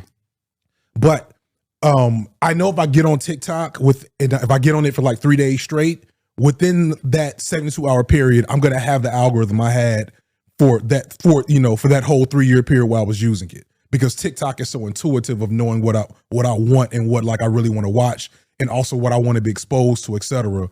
Whereas YouTube is just like, oh, you watched this video, here's 30 more videos from this specific person. Yeah. And maybe a handful of videos that this person, other viewers that watch this person watch, which is still good. Like, it's good for me and my channel, right? Like when a video blows up, that's really good for my channel because they will be flooded with my content. But you have to put in so much effort to get YouTube to say, if you like FD, you'll probably like Lil Bill. You'll probably like Andrewism. You'll probably like these people. YouTube doesn't naturally do that. It's one of the reasons why I share so many videos on my YouTube page. Naturally always wants you to somehow loop back around to white supremacist, right? Or Mr. Beast. Yeah, you know. That is what it is, though. They like YouTube's algorithm is like tweaked in a way where it almost always goes back to fucking politics is almost always dominated by right-wing shit. Yeah. TikTok is the only platform where it's like a 50-50 split, and that was enough for people to be like, we got to get rid of this. We got to get rid of it. Yeah. So, in any case, let's talk about Current Affairs' latest reporting from because this kind of goes back to like liberal outlets as well. I'm not disrespecting like Brian Tyler Cohen or David Pakman or whatever. They all occupy this space, and they, I think, do a much better job than some of these other supposedly apolitical centrist or liberal content creators. But from what I understand, they Current Affairs actually found out that there was a deliberate attempt by Midas Touch and David Pakman and the Brian Tyler Cohens of the world to purposely avoid talking about Israel. Like where under the Biden administration, they recognize that this was like not a losing battle. Yeah. The Midas Touch political podcast has rapidly become the most successful in the United States. This is the Wall Street Journal writes. Downloads and views of Midas Touch on platforms including YouTube, Spotify, Apple more than doubled over the past month to top 115 million. This is more than twice what Joe Rogan had during the same time period. Midas Touch is run by three brothers, Ben, Brett, and Jordy Maislas. Ben, a lawyer, got a start by interning for Sean Diddy Combs at Bad Boy Records before working in the office of Hillary Clinton and Representative Steve Israel.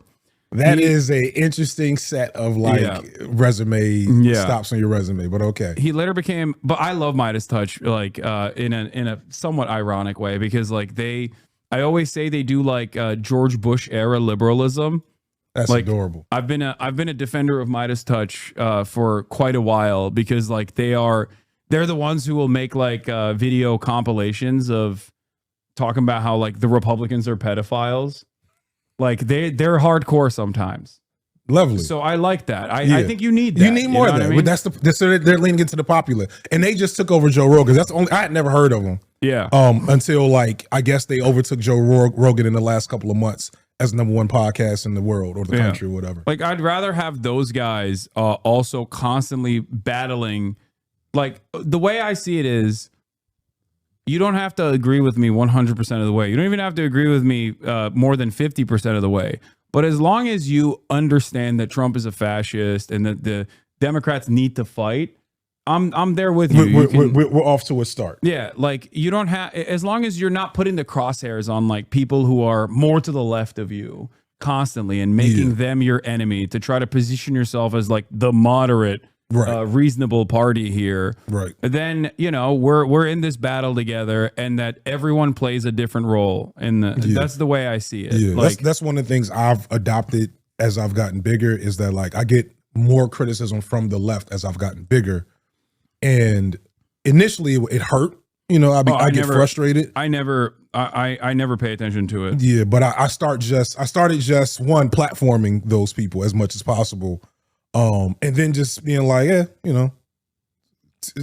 I'm subscribed and see how that works out for me. Yeah. We'll work on it. So like, yeah, folks, I do think that is something that more larger creators should do though, is like point to the people further left than them.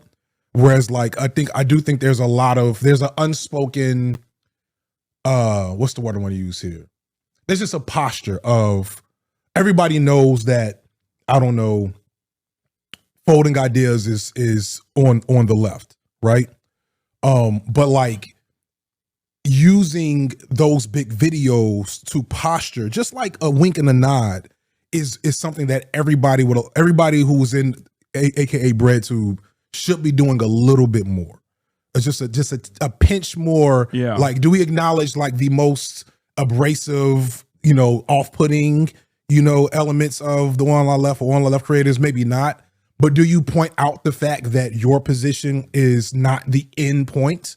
I think that's important. And I think more people should be doing that. Yeah, I have a policy of usually not engaging with the punching of the left. Yeah. Partially because, especially if there are not that many people that are more radical than myself, I would say, in terms of being a leftist. But I'm not going to spend any amount of time talking about people like that and like criticizing them and being like, we're not in agreement. Right. Because it's not useful. Because I can't remember who I was having this conversation with. They were like, you guys need to get the freaks of your side in control.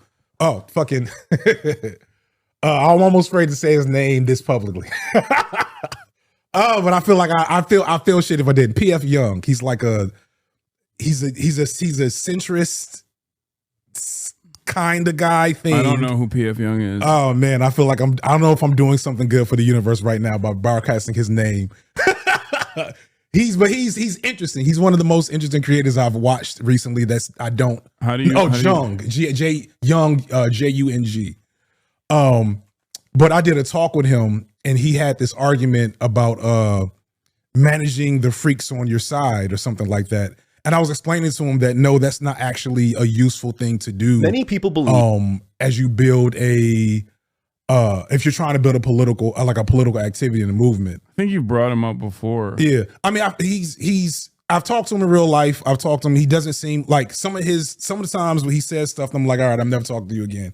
But other times I'm like, there's an interest in there because he's reduced all of this shit to memes.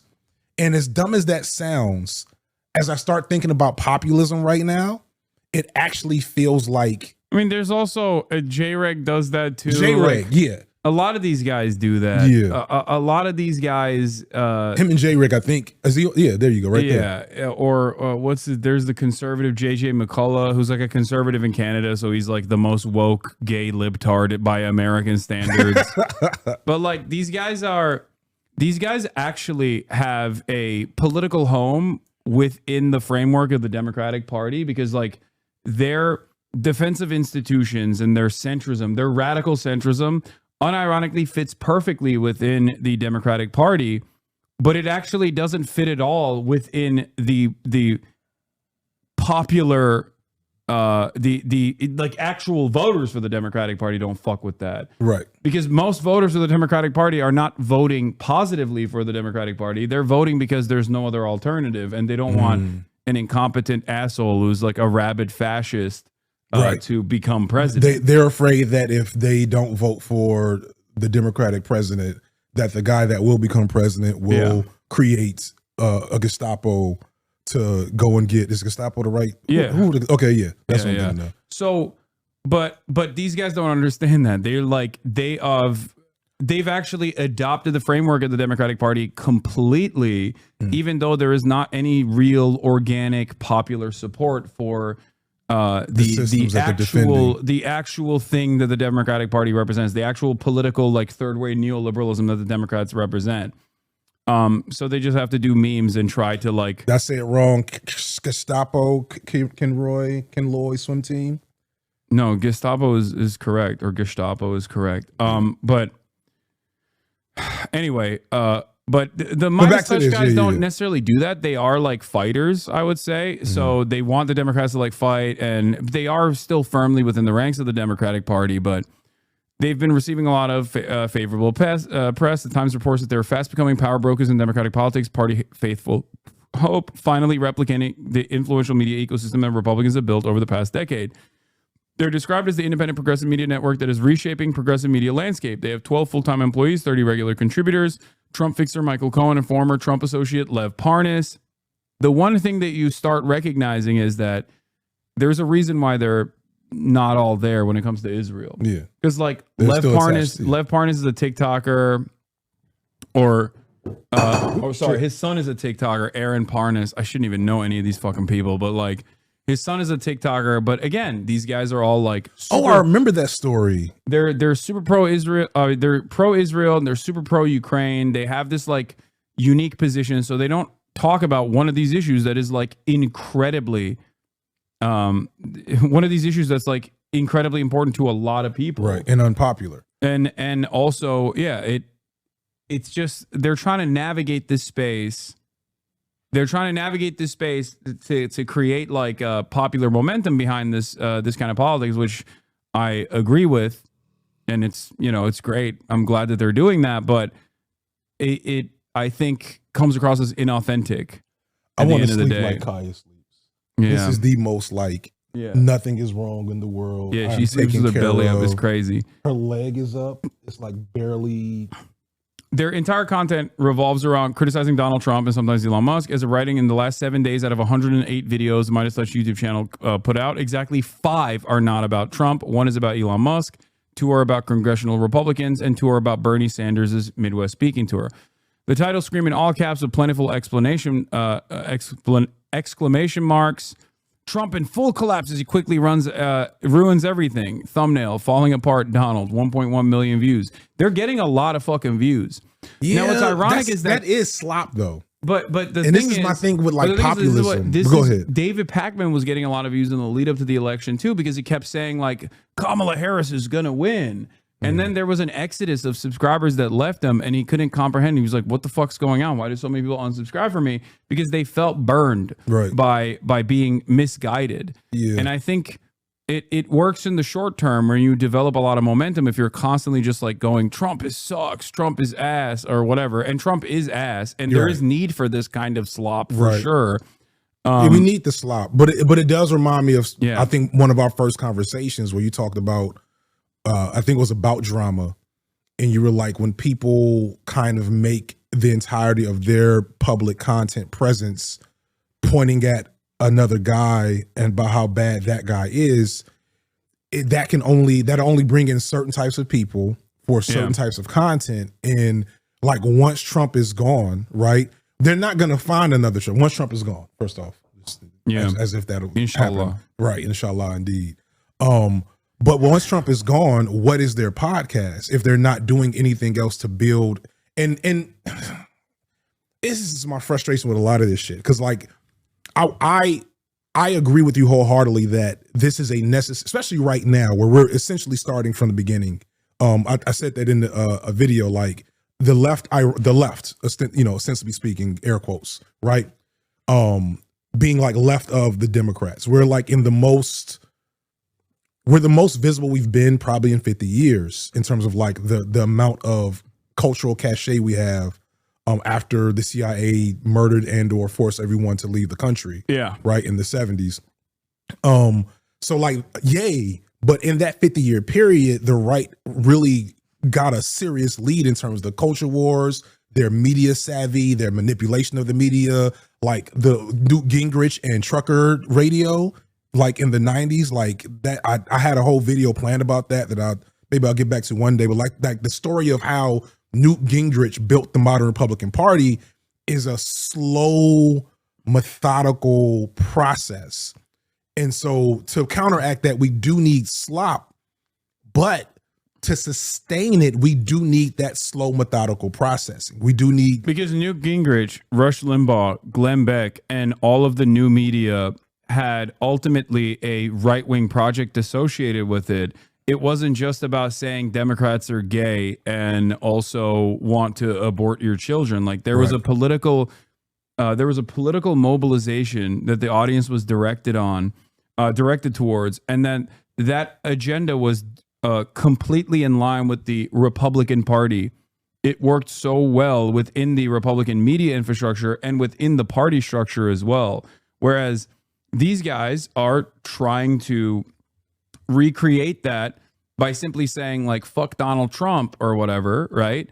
And of course they have to only say that because if you want to work within the Democratic Party structure, that's got to be your first step. That's the only thing you have, because the Democrats don't have any policies that you can associate with that we should be fighting towards, because they themselves don't actually want those policies to be implemented, because they themselves are also funded by the exact same capital interests. And that's the major issue here, is that there is the Democratic Party's base is directly at odds, and their needs are directly at odds with the Democratic Party's actual implementation of a legislative agenda, or a decipherable legislative agenda. This is what I've been talking about with like the Pod Johns and everybody else. Like, the notion that the Democratic Party is still going to ultimately be a status quo party is gone. You can't keep that up. You can't just like aesthetically try to make yourself more radical presenting while simultaneously you're not actually advocating to improve the working class material conditions. And so their new strategy then now is to, well, one of the new strategies is to convince us. Yeah, this is Aaron Parnas, like he says like Israel's not committing a genocide. The United States will stand with Israel, praying for Israel tonight. Despite what some may try to claim, the state of Israel has a right to exist and a right to defend itself against terrorism. I stand with Israel and Israel high. Like this is an issue, right, where you are finding yourself increasingly on the margins on. Like there is no real popular mobilization.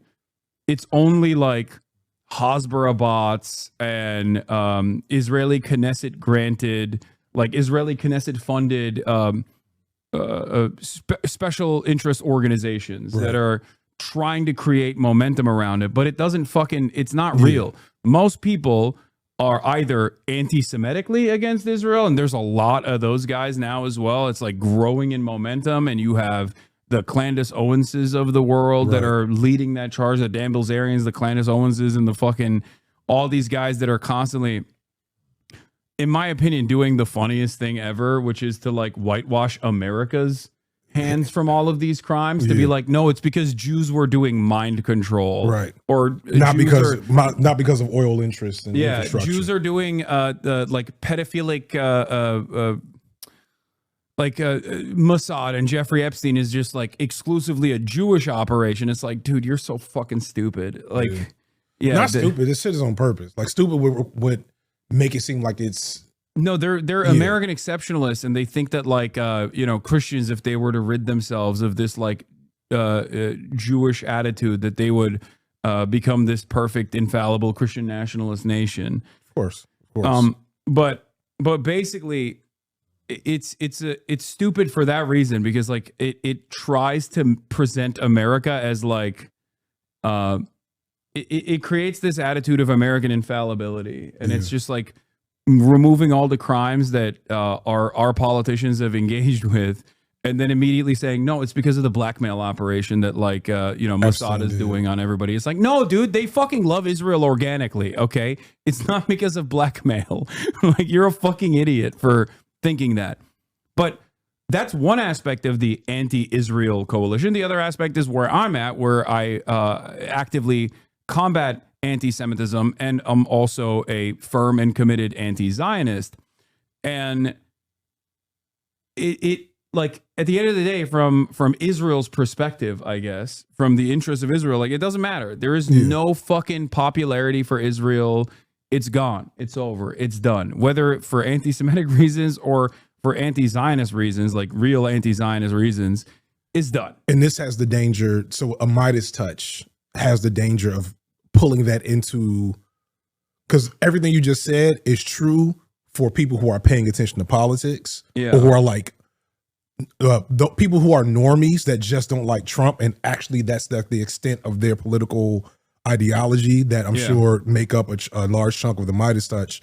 If they were to actually learn about what's happening, that would be a big problem. And that's kind of the thing that's frustrating, maybe even scary, because I see opportunities. I don't want to say, as I see more attention being paid to our space by the Democratic Party. You touched on it a second ago. They're basically trying to co-opt the wave that we've built organically to somehow reintroduce it, like reconstruct it to support the Democratic project in whole. When in reality, it's just like you're the only game in town. And I guess I'm gonna talk to you under the circumstances, but I'm not gonna not point out the things that I hate about you in the process. So as we're talking about the possibility of this populist figure, how do they exist in opposition to the Democratic Party and the powers that control that party without that organic grassroots movement to push them forward when they're going up against, like, so I would have thought that the Midas touch was way more organic before today, not knowing any better because I don't pay attention. I mean, it's partially organic because like they get elevated by the Democratic Party, and they recognize that there is need for like anti-Trump commentary, so they filled that void, right? But ultimately it's just not enough, and it will be left rudderless when it has to do the thing that it always does, which is defend the Democratic Party. Right. When the Democratic Party engages in shit that is indefensible. Right. And that's the problem. That's what I'm trying to explain here. Like it's gonna turn into the same thing that happened with David Pagman in the aftermath of the election, where people go, okay, well, you told us Kamala was definitely winning. What the fuck is this shit? Yeah. You know? Yeah. Did we order the chicken? Yeah, I'm starving. Okay. How long is it gonna take to get here? I was gonna wait for this other place to open, which opens at 3 in 7 minutes, but then it'll take only half an hour to get here, as opposed to a place where I can order from right now is gonna take like 45 minutes to an hour. It's about the same either way. Yeah. All right, we'll just order right now. That's fine. No, either one is fine because it's about the same either way. So one is better than the other because I'm down. I'm trying to. Do you want grilled chicken or do you want something different? Give me the. Is this Mediterranean? Yeah. Give me a grill. You got a shawarma? Is that Mediterranean or do I do a racism? It's not healthy. I gotta be healthy. Fuck, you're right. I'm gonna get you what I get myself. Yeah, okay. That sounds awful, but I'm gonna do it. Okay. Because I'm trying to lose weight. I'm gonna get you one thing of chicken. Like I eat 2, and you're gonna get 1 because this is my. And then problem. I'll give you a treat on the side as well. Shawarma's not healthy. It's like no. It's so fatty. Here, I'll get you. No. I'll get you chicken shish kebab as well. Okay. Which is like a little more still healthy, but like a little, Here, I'll get that with bulgur as well, so you can. I have lost like 15 pounds. In the last, like slowly in the last year or so, because I just started. I think the end of 2023. Yeah, end of 2023. I started working out regularly for the first time and like since I had kids. And so like from I think 2023, I was probably like 310. And so I'm down to around 290 now. And because I'm in my 40s, so like weight doesn't drop off like it used to. But I'm looking at myself I gained a bunch of weight going into COVID. During COVID, I gained a bunch of weight, especially doing this. This is sedentary. And then I was locked in. I used to edit all my own shit. Shout out to my editors. Like I said, shout out to Oni Simone, who's a long time chatter for you, like a long time chatter. Yeah, I got him a bunch of for Socialismus. I got him a bunch of streaming equipment too. Oh, dope. Yeah, Oni's my new editor that I got after an old editor I had to let go. Who is doing he actually just sent me a video I'm gonna drop on my side channel about Shannon Sharp. Shout out to Babilla, who also edits. Shout out to Overthrow Media, who edits. Shout out to Zatzman, who edits. And even shout out to Nick. Nick, say still fuck you. Got love for you, Nick. Hope you're doing okay. But what the fuck was I saying before? I wanted to make sure I shouted some people out. Oh, I gained a bunch of fucking weight because I was editing my own shit. And I was doing, when I first started, I was doing 2-hour-long videos like a month. So now I'm at like one 90-minute-ish video every 2 months. And it's done, the work is spread between me and at least one editor, if not like 2 or 3 sometimes. But basically, the video I first had you in, where like at the end of it, I had a panic attack and I was freaking out because I was like, I finally am, I'm in a position to let my wife stop working and then I'm about to die and she's going to have to collect insurance off me. You're not. You just gotta get back on track. That's it. Well, I am on track. I'm on track in terms of like habits. Food is tough though. Like I can go 3 solid days. That's the most important aspect of it. I know. That's some bullshit. You just gotta set yourself up for 21 days of like consistency, and then it'll automatically trigger events in motion. So I've done it before. Like I was down to like I was down in the 260s going into like coming out of Christmas.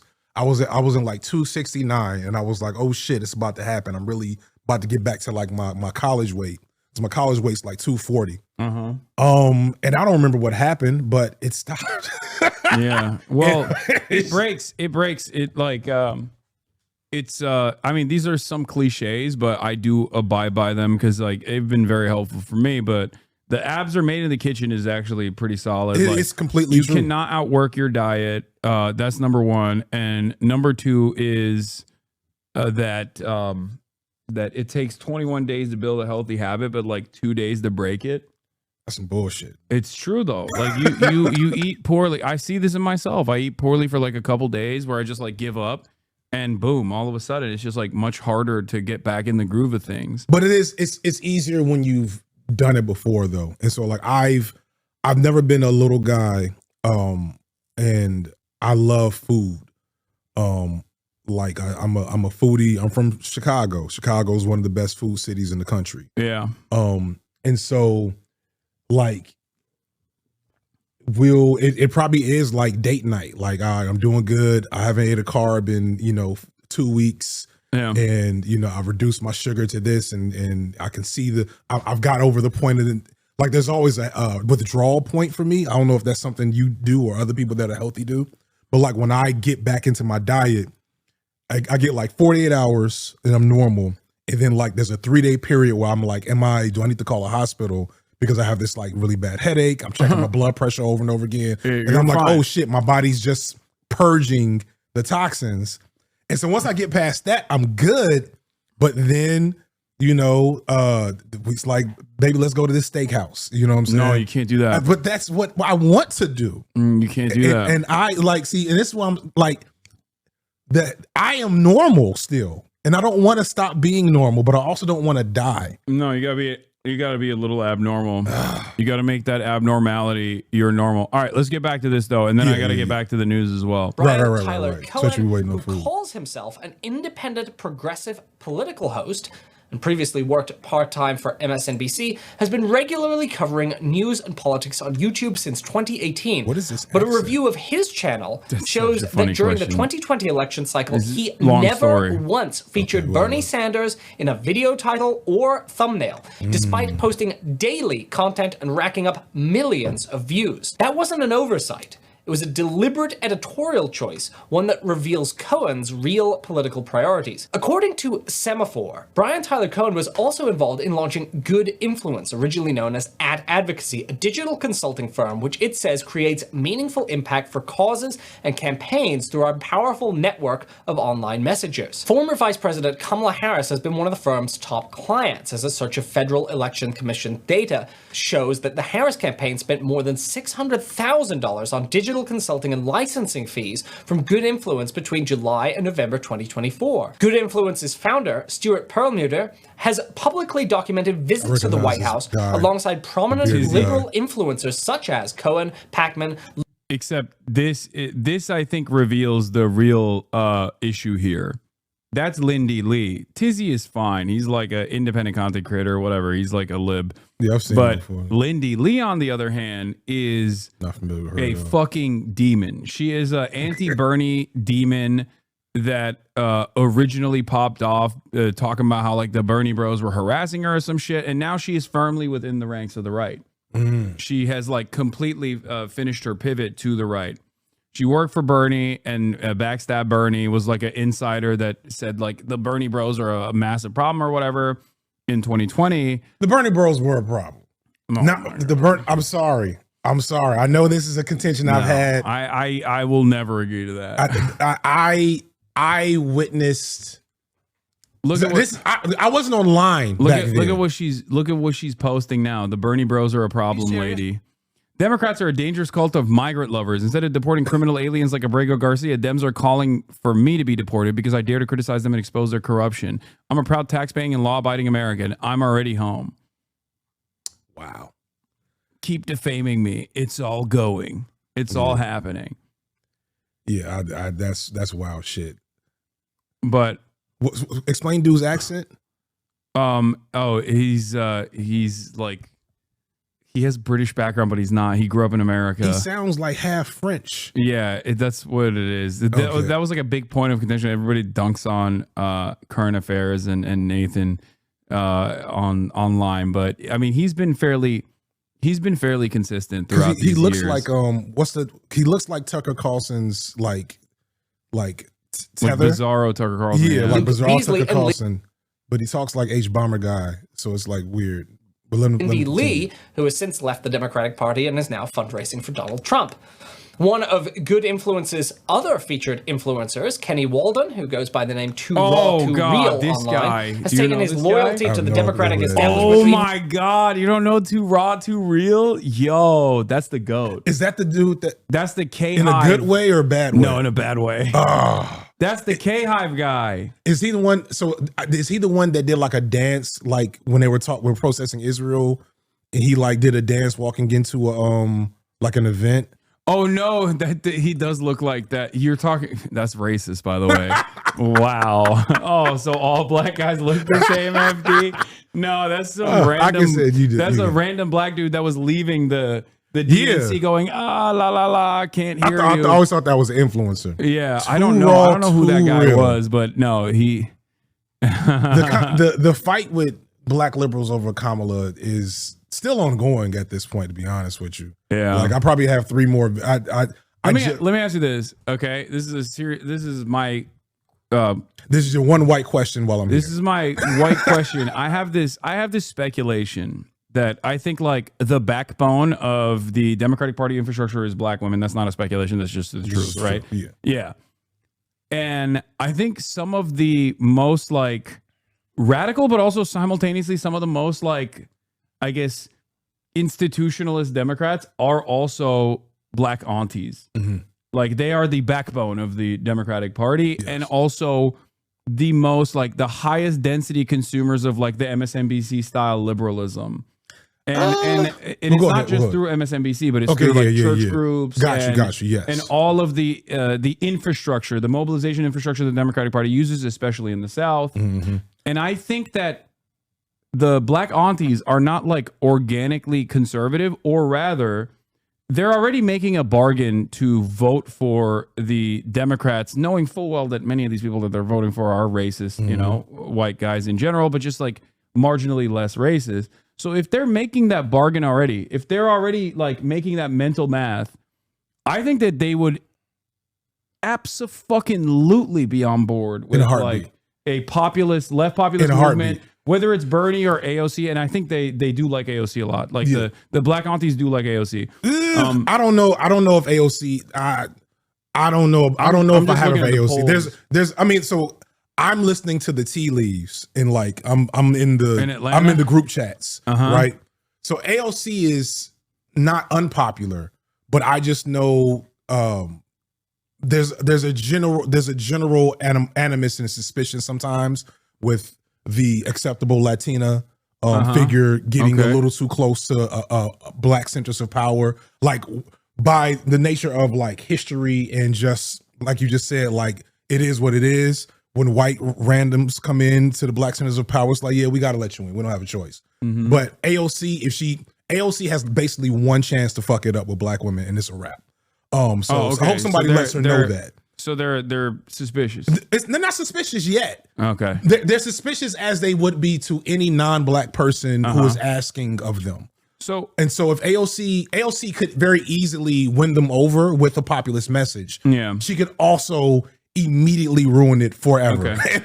So the speculation that I have, I think you're on board with, but is that if like the media infrastructure and the mobilization infrastructure was firmly committed to defending a left populist message, I think that the backbone of the Democratic Party, like the black aunties, would be perfectly on board with whoever that person is. Are you up on this Target boycott situation with Pastor Jamal Bryant?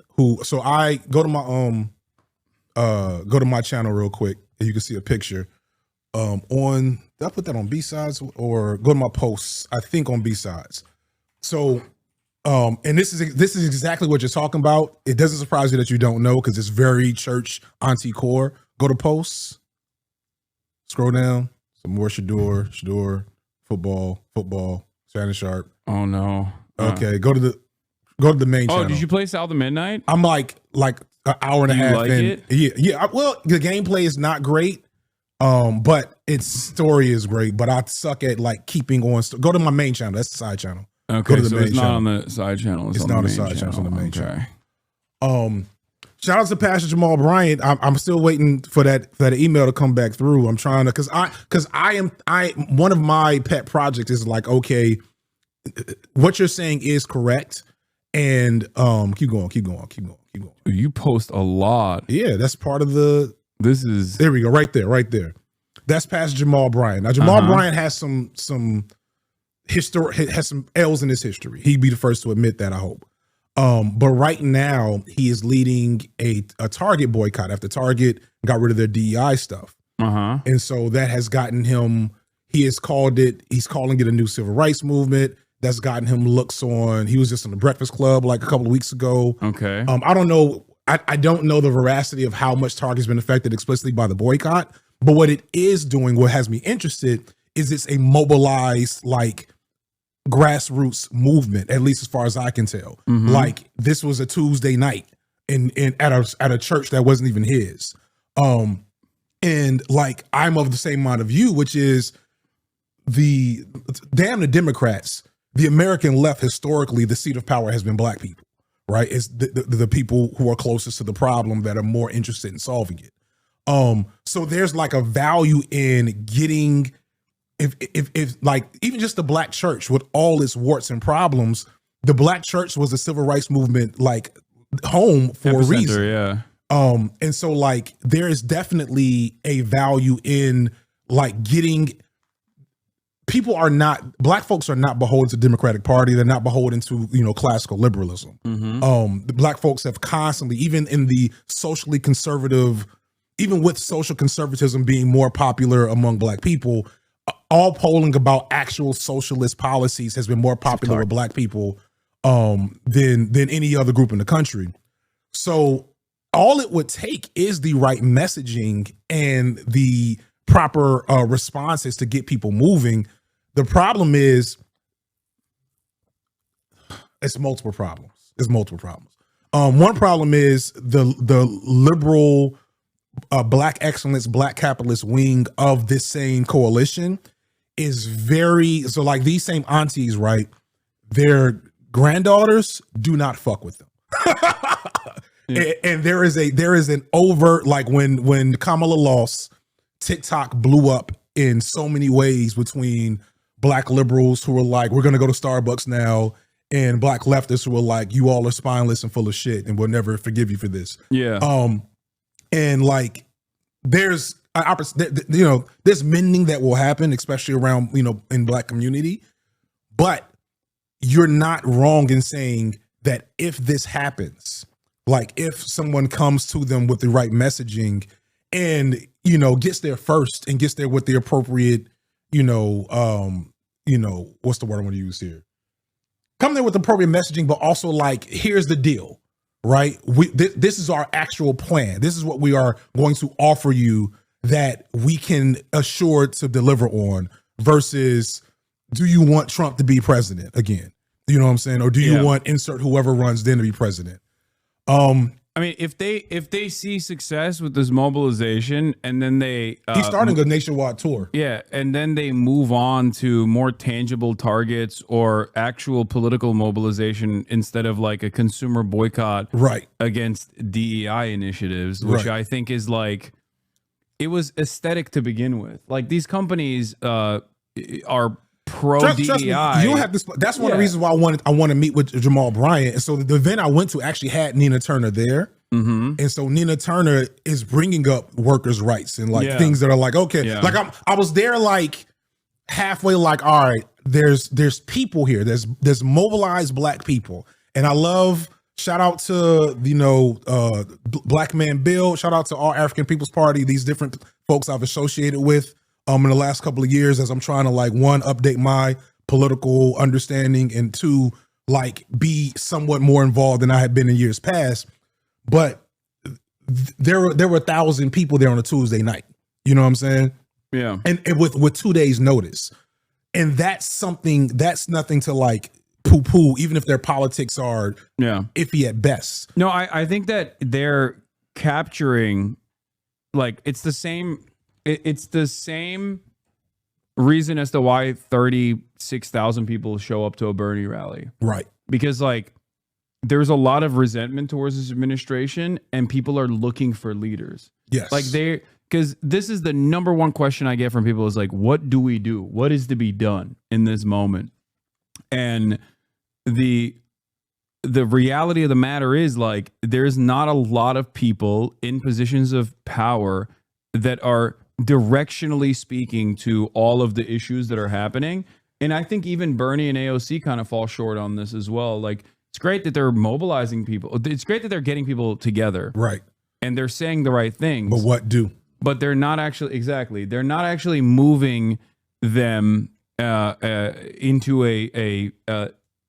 they're not moving them in the direction of political like policy agendas or mobilizing them and organizing them in a direction where they like actually stop some of the things or undermine some of the Trump agenda, right? This is why I keep saying like it's great that AOC and Bernie are holding these rallies, but they should be also standing outside of the Jenna facility in Louisiana to demand the immediate return of Mahmoud Khalil, because that's like, that is, I think, where you can see a lot of results. And there's an analog here. There is a result that Chris Van Hollen achieved. He went down to El Salvador. I celebrated that decision. He put his direct body as a white man, as a American senator, right, and he went down to El Salvador and he was able to get proof of life for his family. For Kilmar Abrega Garcia, for his own constituents. And that felt like somewhat of a turning point in that story in terms of like where people were sticking their flag on their opinions. I have to stand up. My ass is starting. How do you do this for hours at a day? You can swap out to that chair. It's a little bit more comfortable. Let's put you in a better chair.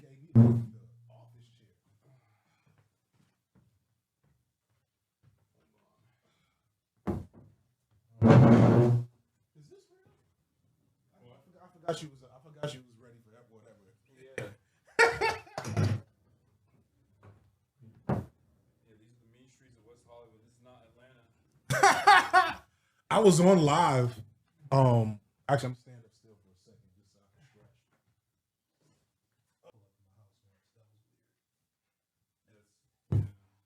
Atlanta's still super over policed, but now that I live around more white people, I see them less. So FD stretch rate. Continue. Yeah, Unc is stretching. He needs to stretch a little bit. While you're doing that, I'm actually going to go back. Instead of this article, I'm going to go back to the Trump admin deporting U.S. citizens. And then I'm going to talk about this idea that I've had that we are seeing implemented right now by pure happenstance. It's, through luck as well, but let's continue with the story. White House reporters was asked about this before President Trump took office, in which he said that there wouldn't be family separation. Rather, the families would be removed together. Now, I did also ask about the number of deportations so far under this administration. He said there were 139,000. Now, that is slightly less than the Biden administration at the same time last year, but the difference being that there are far less border crossings, therefore less easy repatriations. Rather, the administration still moving forward quickly when it comes to deportations of those who are arrested in the interior of the United States. Wolf. All right, Priscilla, thank you. Priscilla Alvarez reporting for us. Appreciate it.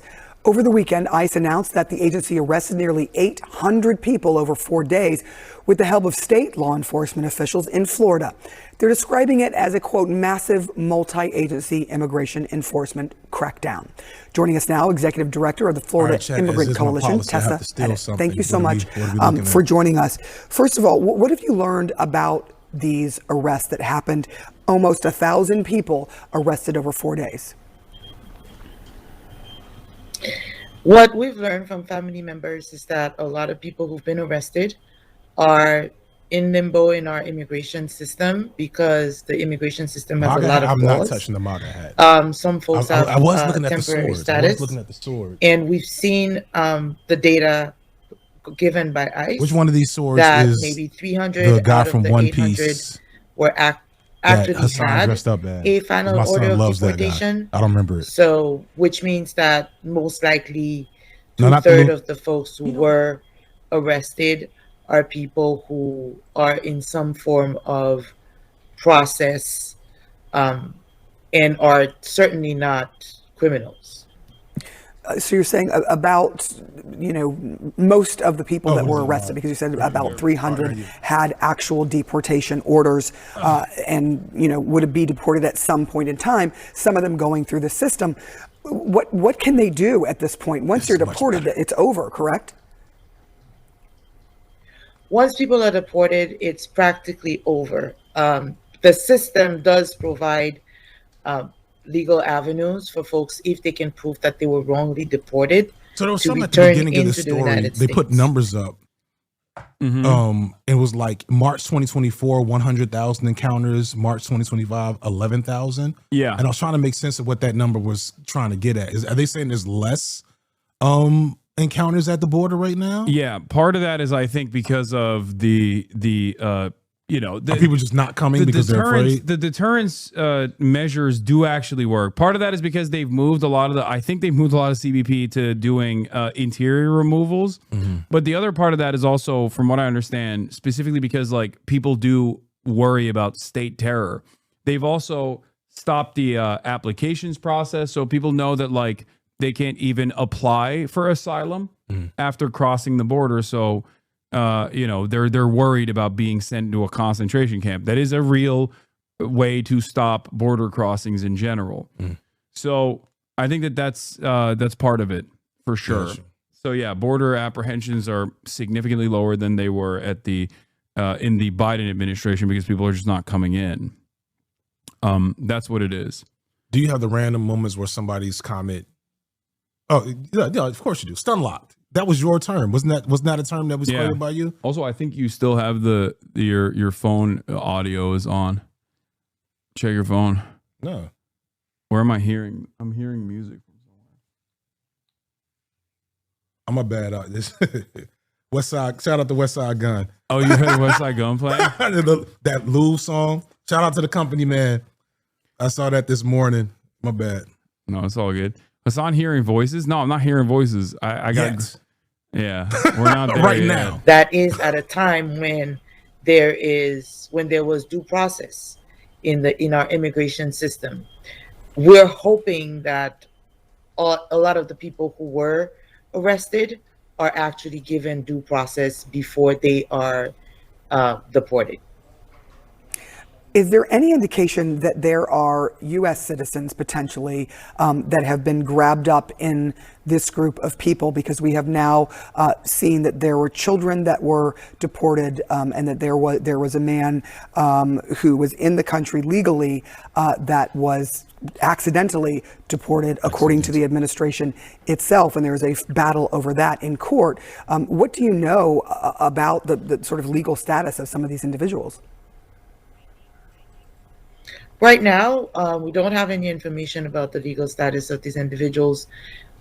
We've seen how ICE have made multiple errors because they are rushing through a process that actually, if done properly, would not treat people in such an inhumane way. We hope that they're not only not undocumented, not U.S. citizens in those that were picked up, but we also hope that everyone who was actually detained is given a chance to have access to a lawyer and to prove their right to be in this country. It's like even as I'm curious to get your take on hearing from the president. I want to hear this part. When it comes to accidentally sending someone, deporting someone, or the fact that children who are U.S. citizens were deported, one of them having stage 4 cancer. His response to The Atlantic in an interview that he has just done and that has just been published was, well, sometimes mistakes are made. What is your response to that? I am from Haiti. I can tell you one thing. Once you start making it okay for one life to not matter, it quickly it quickly becomes everybody's habit for every life to stop having any form of value. I would warn America not to fall into that trap of being inhumane or dividing people based on their country of origin to decide whether or not they are worth a fight. Yeah, so Thank you so much. that was decent.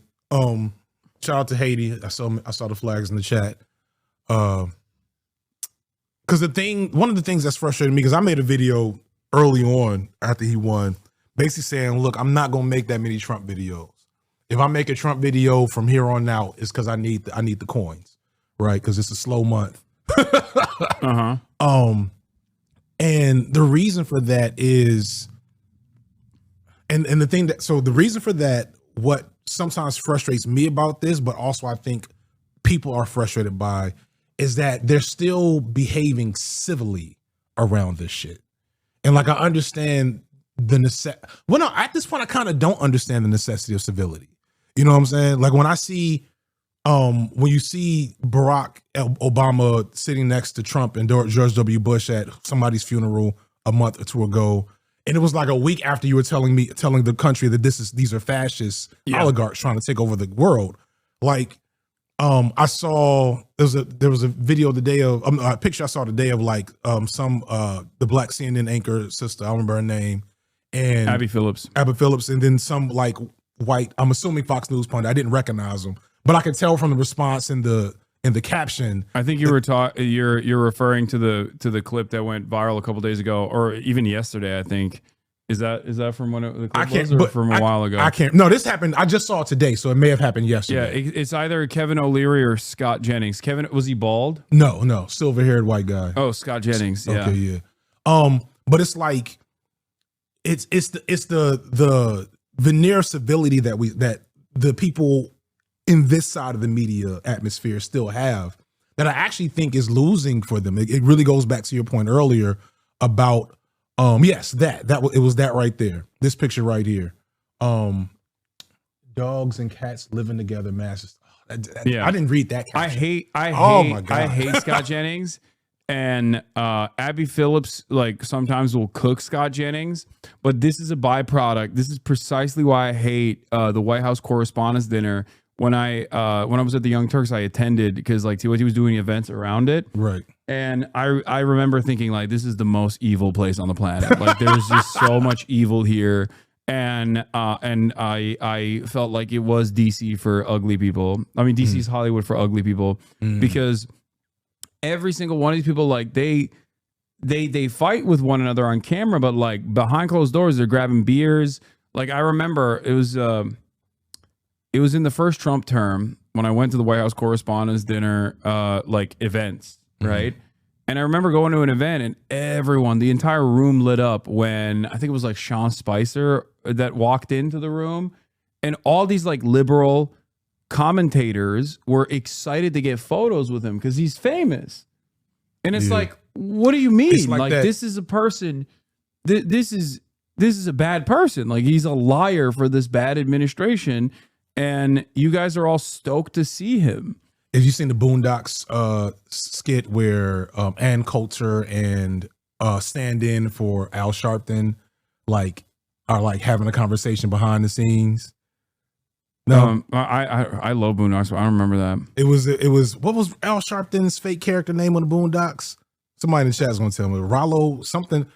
Ann Coulter. Just if you do Ann Coulter Boondocks, it's basically like the Boondocks hasn't aged as well as I think some people think. You don't really? Why do you say that? It's mostly around race politics. The Boondocks. I don't care. Is that now there she is. Don't give me that baby listen shit, motherfucker. You think I'm stupid? I know you fucking that bitch, okay? I know you are. I mean, I don't play that shit. And don't play that shit. Rollo, hey, baby. Hey. Come here, give me some of that sugar, This is that moment. There you go. And how you doing, Abdul? Damn, Abdul, can you let a bitch work? Shit, one of us has to. It ain't like yo ass is going to get a job. And this is also I had to bail this motherfucker. This is also the race politics not aging well. Wait, what do you mean? No, I disagree. No. That's not nothing to do with you. Nothing to do with you. You didn't do anything. You can still good. Ann Coulter, I think she used to date a black guy. Yeah, she used to date a black guy. But like, it's a white supremacist. That's what they're. Yeah, but it's also so that like stuff like that right here. This is what probably 2004. Yeah, is when this comes out, and they're making fun of a thing that literally went viral yesterday, which is so bravo on that end. But also shout out to my boy John Lewis. John Lewis did a video about it like last month. In that the Boondocks is Aaron McGrew. So let's circle back a little bit. We're talking about the aunties, right? We're talking about Obama. Mm-hmm. So like there's a whole era of Gen X black. So man, all right. We start from the beginning. So back during slavery. No, I'm not gonna go that far back. Okay. So after the civil rights movement, the Warren Court era, there's a whole like, what's the word? Like a class, what's the word? Like a whole like group of people at once, not genre, cohort. There's a whole cohort of black folks that are right in position to take advantage of the sudden swinging open of opportunities in America during that Warren Court era, where they were highly talented, highly educated, highly motivated, etc. And they said, all right, they just took down, they gave us what we wanted. So we got to get in there. We're going to get the brass ring, America, whatever. And so that cohort are the parents of Gen Xers and old millennials, right? Those are like boomer era folks that shaped black culture for the last essentially 40 years, right? So like I was brought up, and this is a point I come to on in a lot of videos. Du Bois has a speech about the talented 10th. And that Du Bois speech is one I heard in some form or fashion numerous times growing up, from a kid to even in college. The college I went to, Clark County University, was founded by Du Bois. So he's the founder. So they should know him through and through.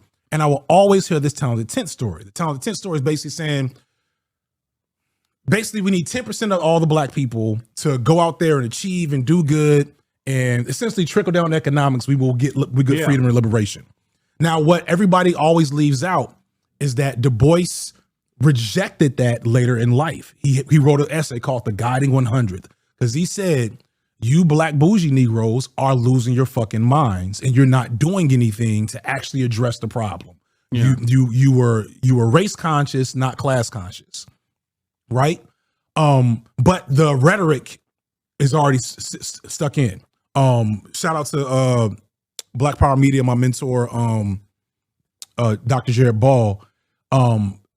It was Nixon who said we need to replace black power with black business and black economics. Black entrepreneurship, I think, is the actual term he used. And that shit has worked. That has worked deeply on so many levels. And so that generation, that cohort of black folks who had access to liberal schools and, art and media, et cetera, they were also at the forefront of saying, well, hip hop is too violent. And, black people need to pull their pants up, respectability politics. Bill Cosby's Bill Cosby in the middle of and show you how insidious it is. When Bill Cosby was first getting investigated, when people were first starting to talk about accusations around him, he went on a speaking tour where he went to colleges and universities and started just saying the real problem with the black community is other black people. He sounded just like Candace Owens. Yeah. And so I say all that to say, Magruder is a product of that generation. Magruder is a product of that ideology, and I always hold space because, in a lot of ways, he's not that bad.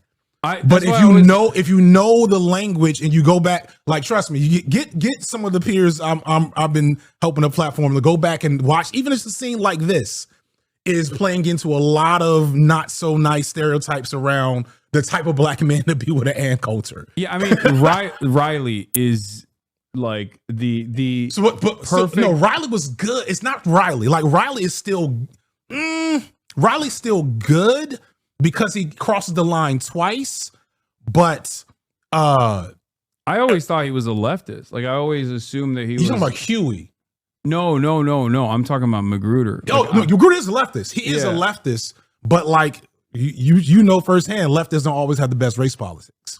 You know what I'm saying? Yeah, but he's black. But black people don't always have the best race politics. For me, I always thought maybe it's because, like, again, I grew up in a country where there's no black people or very little number of black people. And for me, it was like, Boondocks was my way of like developing an understanding of black culture and black representation in America. And it still is. So it was definitely better. We're than talking like about else. we're talking about clothes. Oh yeah, way better than it was. It was like I said, this is 2004, seeing into the future. But it does betray. This is not like this is close reading stuff. This is stuff you had to kind of catch on the back end. It's people like Magruder, folks like Magruder, folks like Killer Mike, right? So Killer Mike is, I believe, good overall, but Killer Mike also has you should kind of get what I'm getting at. I know what you're talking about. The first episode of his Netflix series literally was like, black capitalism is going to save us. Exactly. And it was like the antithesis to kill your masters. That and also the solution to the solution for black liberation doesn't come from black capitalism. It comes from socialism. Right. It's like the exact opposite take of Killer Mike. Right. Exactly. And that's kind of the thing there. It's like going back to this auntie question, the divide, like the difference, the space between, I think, white liberals and like white leftists is much, much further apart than black liberals and black leftists, because all of us are coming out of the same like overall environments, but there's so many elements of class politics that are underexamined that, like, we can call y'all on y'all shit, but you can't. Like, if I came up here and did a black capitalism, remember when Noah Sampson went after, what's the girl's name? She was from British like shill grifter. I don't know the exact details, but like she was like trying to be like British Candace Owens, right? Candace Owens, yeah. So when he went after her, I pulled Noah aside. So you're not wrong, but no, don't do that, right? And he's known that from jump, like since then. Yeah. And so what that does, though, is it puts certain folks like a Magruder in a difficult, unique, and eventually sometimes dysfunctional position where they're speaking on black topics at a scale much bigger than any other black person with a voice can. Mm-hmm. And they have the opportunity to shape the way people see the world that will only see it through their vision. And if they're got some respectability politics they haven't worked out on their own, shit like this pops up. You know what I'm saying? So yeah, I get a lot of I catch a lot of flack even for Candace Owens, like ripping into her. Yeah, well, Candace, I think we've kind of we just let y'all ride on a lot of Candace's shit, especially now. Yeah, no, I'm saying like in the beginning, when she was popping off, and she would do like a lot of like very obviously white supremacist rhetoric. Yeah, white supremacist rhetoric out of a black mouth with the right aesthetics. You can get are you familiar with Charleston White? Yeah, of course. Him and Charleston White and Candace Owens have the same politics. Charleston White might be a product of one of these right-wing think tanks. I know he has a explicit right-wing background. I don't know. He does collaborate quite a bit with Aiden Ross, so right. No, that wouldn't surprise me. He was like literally they got him out of jail. Like literally a Republican senator in Texas got him out of jail, and he's been bought by them ever since. People don't know that about Charleston, but that's just the truth. You go look his background up. They started him out doing like anti-gang stuff. Yeah. And eventually promoted him to public anti-black talking head. But Charleston White has a huge black fan base. Yeah. You know, his he don't have any, like Candace Owens only is around white people, which is why I'm more worried about Charleston White. You know what I'm saying? I'm more worried about Killer Mike. I'm more worried about Aaron Magruder, which is why, and it's because it's harder for you to kind of see. Killer Mike and Charleston White are on entirely different like levels, though. Killer Mike is like presenting, coming from somewhat of a radical background, presenting like a liberal capitalist attitude for black emancipation, which is still wrong, but then Charleston White is like reactionary nonsense. The core. Yeah. I'm thankful. I shouldn't even bring him up because he's finally kind of like lost his steam. I don't know. Maybe it's another post-Trump refractory period. Yeah. Is that a fair thing to call it? Back to the news. My bad. But yeah, there's a lot. You're right about that. There are a lot. Go watch. There's also like aesthetic, like very niche movements as well. You have, I didn't even realize like ADOS is now duking it out with a new version. FBA. They've been doing that that happened almost at the very beginning of that shit. Oh, I didn't realize. Yeah. But yeah, that's why my North Star is Dr. Umar, who is an infallible figure who has never had wrong opinions. Did you not hear about the anything. drama with his 2 daughters that he sees? No. No. Oh, I got to do a calculation. Okay, you're doing of how much black business. Right. I'm like, how much black business am I gonna get into on Hasan's channel? Crazy. You're gonna have to go find a black channel to get that tea from, chat. But what I do want you to do is there's also speaking of black tea channels. I want to give shout out to John Lewis, his video on the Boondocks, but also Storyteller, who's British and a huge Boondocks fan. Yeah. Did kind of response to it that I think is a good connection in terms of critique of things that John Lewis may have missed. Storyteller hates me. I still remember there was I don't think Storyteller hates you. There was a point a very long time ago where he was like calling me a grifter or something. I forget what it was, but I think that was. I still remember it because I was like, I love Boondocks, and he also he started as a Boondocks creator. Yeah, I forget what it was. It might have been during like React Gate or something. Anyway, I forget. But also, everybody hates you though. Yeah, that's true. So that I should just true. assume.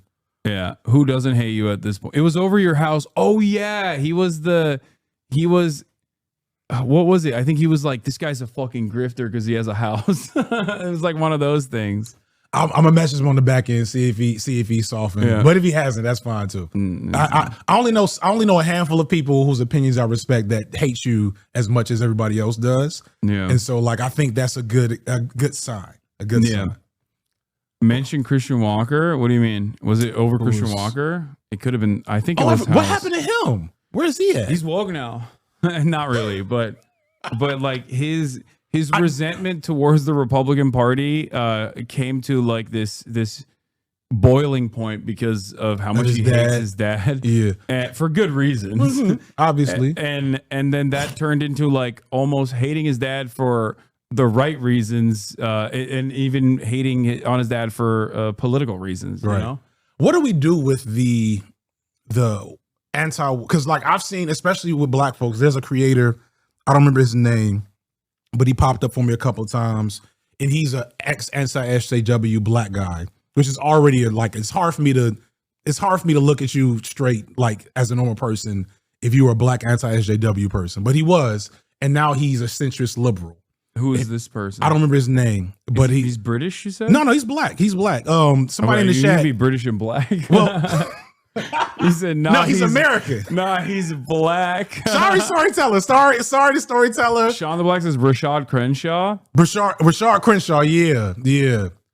I don't watch him a lot because he's not my type of content. Oh shit, is that the house? Is that the back of the house? Because that's not the front of the house. I can tell you. This literally wasn't about you. I think it was literally during the Housegate saga. I don't know why he said that. That's the one flaw is especially it's not React Gate, it's just reacting. But go to Rashad Crenshaw, see if this is the guy I'm thinking of. Is this the guy? Yeah. That's him. I have no idea who this person is. He just popped up. He popped up for me like, I don't know, this time last year. This is what I usually do. When I find a new channel, I go, let's see what he said. Hasan Piker. Let's see what he said. Endorses another terror. Hasan Piker endorses another terror group. Twitch, the new home of terrorism. Hasan Piker trying to derail Kamala Harris. Hasan Piker defends Houthi terror attacks. Streamer calls for Desi to be killed for calling Hasan Piker the N-word. Ethan Klein calls out Hasan's community for being insane. I had no idea who this person was until this very moment. You brought him up. I looked him up and I Googled my name and you really are an industrial complex. Instantly. Because these are, I mean, look at his other videos versus this one. You know what I mean? The one I saw was like his, like, you know, because another, yeah, look, his videos get 100 views or 5,000 views, but when he puts my name in the title and shits on me, he has like 20K. How I Escaped the Alt-Right Pipeline video. That's the one I saw, and it's like it's like he didn't escape it. You know what I mean? I mean, there was a lot of R slurs in the video. Yeah, some of these guys will be like, "Oh, I escaped the alt-right pipeline, and now I'm in the alt-centrist pipeline." I guess, like, which is it's so funny though, because there's no home for this kind of politics. Like, there's no organic. And that's kind of what I was getting at. What do we do with Christian walkers? What do we do with the Christian walkers? And are there any other people? Is this even a thing, or am I making this up? Are there any anti-SJWs that have started a halfway left-wing pivot? You know? No, nobody does that. Nobody grifts to the left. There's well, no money. I mean, I guess like we're fucking broke. Why would you grift to the left? The left is like fucking annoying, first and foremost. Like they're hypercritical of everyone, including, like, look at the Storyteller saga, you know what I mean? Right. And Red Scare. And basically there's no, if your ambitions are to speak truth to power or whatever, like, you're not, or sorry, if your ambitions are to grift, if your ambitions are to make money and to generate income, steady income and revenue, you're not going to go after a leftist audience, because there is no robust leftist audience that's like, I'm a card-carrying socialist in the Western world with a little bit of, like, disposable income so I can fucking, spend money and consume shit. Like, it's not a real thing. Yeah. That's why they always point to me when they're like, who's the leftist grifter? Hasan. And it's got to be Hasan. Well, so like. Yeah, iDubbbz is a great example of how it doesn't work. Exactly. Look at iDubbbz. When he was saying the N-word, he was popping off. And then when he apologized for saying the N-word, everyone was like, you're a pussy. We hate you. I find iDubbbz. So iDubbbz actually is exactly who I'm talking about. That's probably who I was thinking about and didn't realize it. Because he really went to this guy. Some black guy? Oh, I remember him. He's brought me up a couple times, but I don't know who this guy is. He's some black. He's some black guy. That was the name. This is why I can't fuck with black anti-SJW people. Wait, no, he seems positive. Look, he says Elon Musk gets beat the fuck out by Hasan and AC Shadows. He's from the OG anti-SJW community though. Like maybe he's made a pivot. That's what I'm saying. That's what I'm saying. Him, who's the original? The OG is Amazing Atheist. So him, Amazing Atheist. And a couple of other. Spoon on Head. There's another example. Kind of. Shoe on Head. Whatever her name is. I don't know either. I consumed like 30 total seconds of her content, I think. I mean, she, I've paid attention a little bit because she's ostensibly making video essays. Yeah, some black guy was. I never watched any of these people for real. I've only heard about them through the deep lore of understanding the space. But I know a lot of them, they didn't start out as like when the anti-SJW said, okay, but now we're Nazis now. A few of them were like, I don't know. I think I just hate women. Yeah. And Muslims. No, they're always looking for a new place there where there's like some semblance of like permissible bigotry. Right. That's what it is. And that's why some of them take the Islamophobia pivot, because like there's always, you can tap that well. Right. That runs deep, right?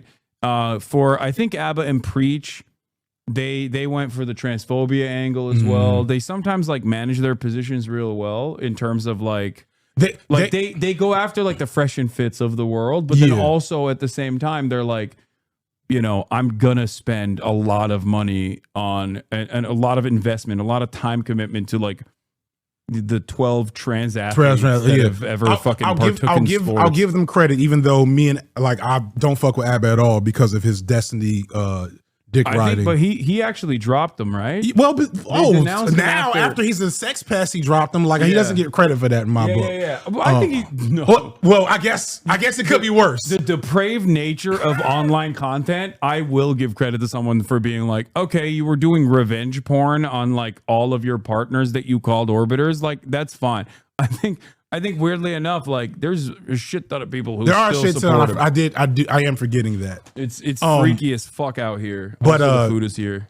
Dope. What was I talking about? Oh, but Abba and Preach, they did do, because after I called them out in one of my Manosphere videos, I noticed that a lot of those anti-trans videos were gone.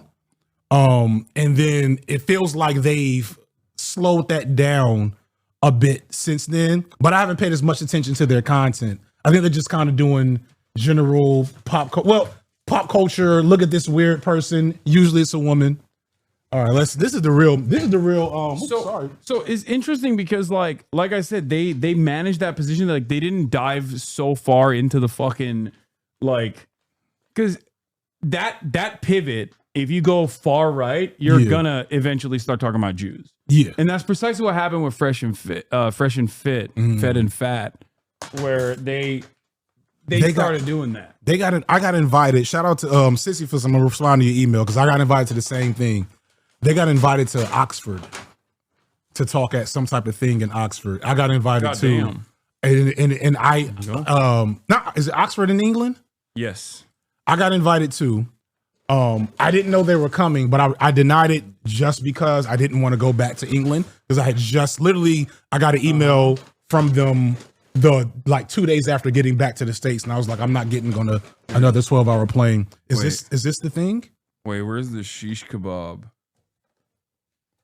Uber fuck us up. Oh damn! Instead of shish kebab, they just gave you grilled chicken instead. No shish kebab. That's fine. So you have 2 plates of grilled chicken. All right, this looks good. It is good. You'll like it. This smells good. Yeah, I promise you, it's good. This is not, and this is why this does not look or smell like white people food, Hasan. Which is why you will always be a brown. Do we call Middle Eastern people brown too? Are you guys just with? It depends. Like, I mean, you know my take on this. I say I'm white. I look white. I feel like me saying like I'm. You are POC, very white.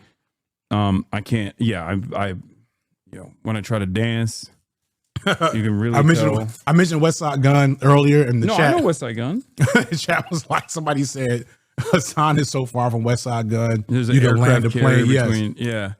Yeah. That chatter doesn't know that I do fuck with West Side Gun. All right, here we go. Yeah, you like it? Look at this. This is Mediterranean food though. So look at this. Look at this freaky shit that I do, where I weigh my chicken to see if I'm getting the proper protein intake. Yeah, see, that's where you lose. I do it because like I want to make sure that I'm getting enough protein. That's why I ordered 2 of these. What is this exactly? That is a very spicy pepper. Oh no, I don't need that. You don't fuck with spice? I don't fuck with I fuck with spice. I don't fuck with spicy because I get really bad heartburn. Oh yeah, and I just have the mouth of a child. Give it to me. I'll eat it. Okay, I'm gonna roll that back over to you then. Yeah, just dump it in there. I can't eat without watching TV. I'm an American, so what we got? You can't eat while you're watching TV. Without watching TV. Oh yeah, that's how I roll. This is my favorite thing. I'm American. I'm a child of the 80s. So. Yeah, I'll cover the Canadian elections as well. Please, Canadians, stop fucking chirping. Yeah, let's go to Canada. My future home. Let's see what they're up to. Yeah, their situation's not great either. They got a fucking banker that's probably going to win the election in the best possible scenario. That's the best possible scenario. Yeah, that's the best possible scenario for Canada is a fucking banker. Great.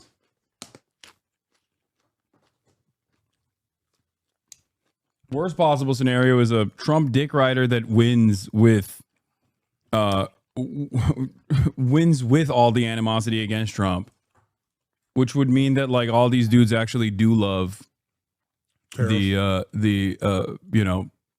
Trump wants to make America fucking Canada America initiative. All right, but the results of we got Trump's lowest approval rating in any president in the past 80 years here. And this is something that I've been talking about that I've been trying to explain. But a big part of this, especially even on the immigration side, where Trump is finally reaching disapproval for the first time ever, like a net disapproval on immigration, which is supposed to be his strongest, his strongest aspect of his campaign.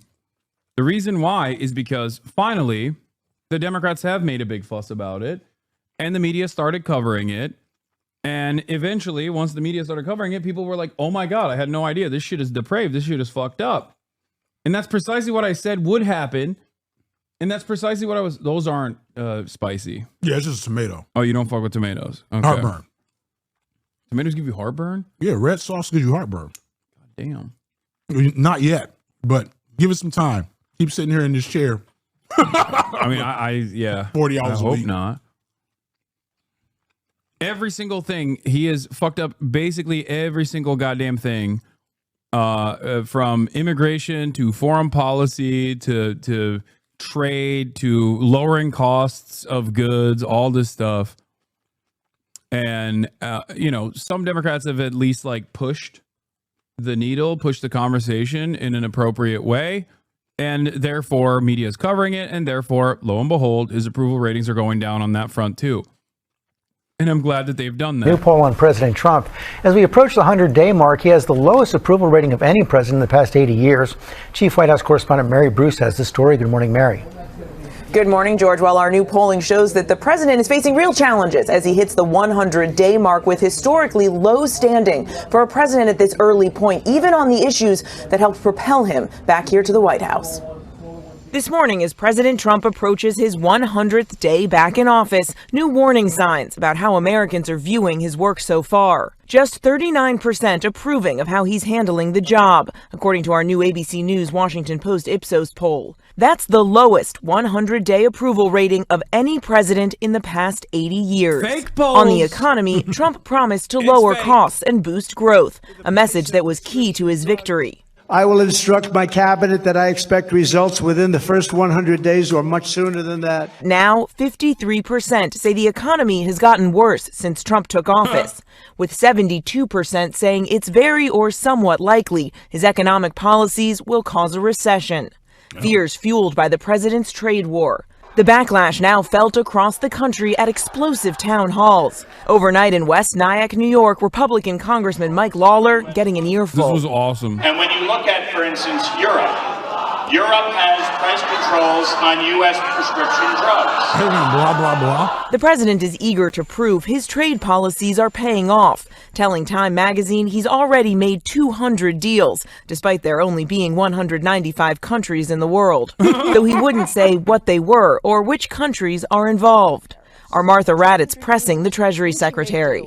Is there actually any deal at this point? I believe that he is referring to sub-deals within the negotiations we're doing. And Martha, if there are 180 But those aren't actual deals. Martha, if there are 180 countries, there are 18 important trading partners. Let's put China to the side because that's a special negotiation. There's 17 important trading partners, and we have a process in place over the next 90 days to negotiate with them. Trump says he will not roll back his staggering 145% tariff on all Chinese products entering the U.S. without substantial concessions, though he claims the U.S. and China are talking. But Beijing says that's not the case, that the two countries are not currently negotiating over tariffs. And our polling shows Americans have concerns. Are you China pilled like I am? Low key. So here are my expat country list. Number one is Canada, just because it's the easiest, most familiar. Mm-hmm. Right. Number two is Ghana, because black people, and they want us to come. But Yeah. I also know people that are there, have been there. They're like, it's cool, but it's still. And like not too far, coming up like fast, all of a sudden is China. Shout out to I Show Speed. Yup. For putting China on the map. Remember I told you I like them. Yeah, I remember being like, but I made a video in support of him a little while ago too, because I realized what he was doing. There's still some problems there, but like I'm not gonna be Aaron Magruder. You feel me? Where people can come back and look at me being a little too hard on essentially kids, acting in ways that kids tend to act. Yeah. He could be much, much worse. Oh yeah.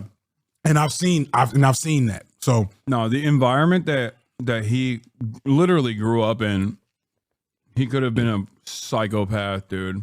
And he has a bunch of like really fucked up things that he did when he was like 16. Mm-hmm. I've seen him. But like considering where he's at now, it's amazing. He's incredible. Yeah. And it's funny because like he literally in a different timeline got drafted this weekend in the NFL. Oh, it's yeah. so absurd. He's like an elite world-class athlete for no reason. Absolutely. He's insane, dude. Yeah. Anyway.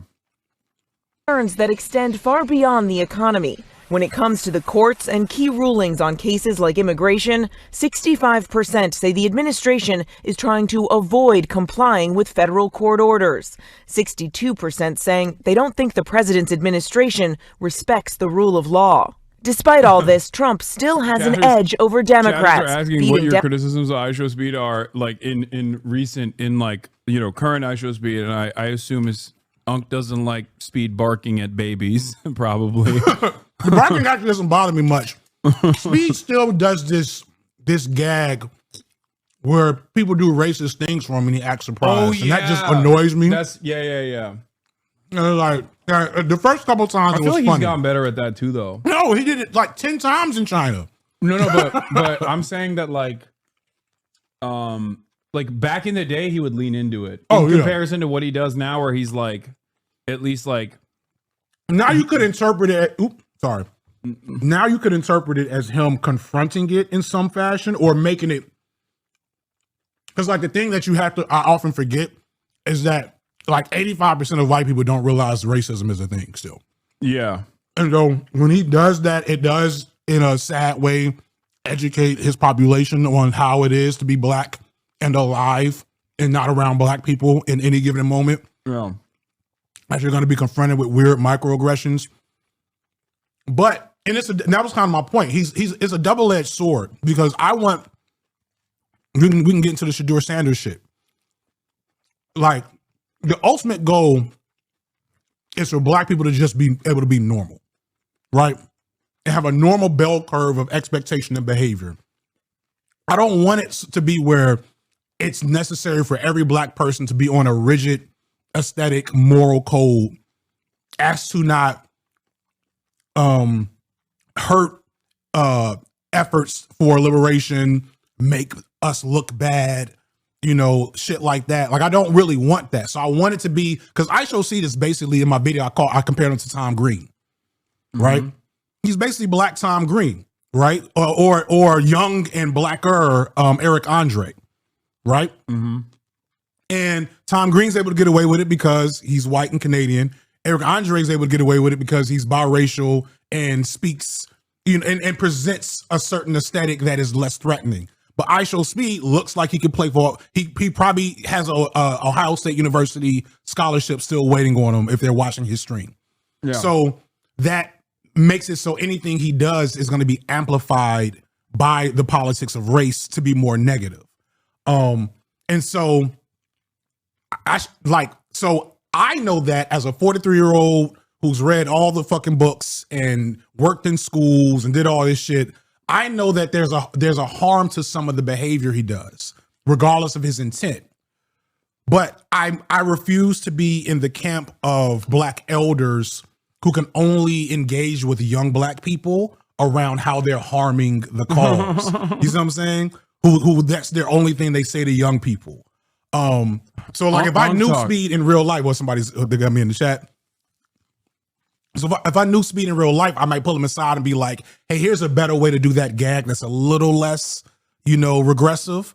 But I don't know Speed. And so I'm not going to be one of the ones being like, we need to get, because it's the same, it's Bill Cosby shit all over again. We need to get the iShow Speeds of the world. They're making us look bad. Pull up your pants and cut your hair, young man. Like, I'm not going to be Steve Harvey.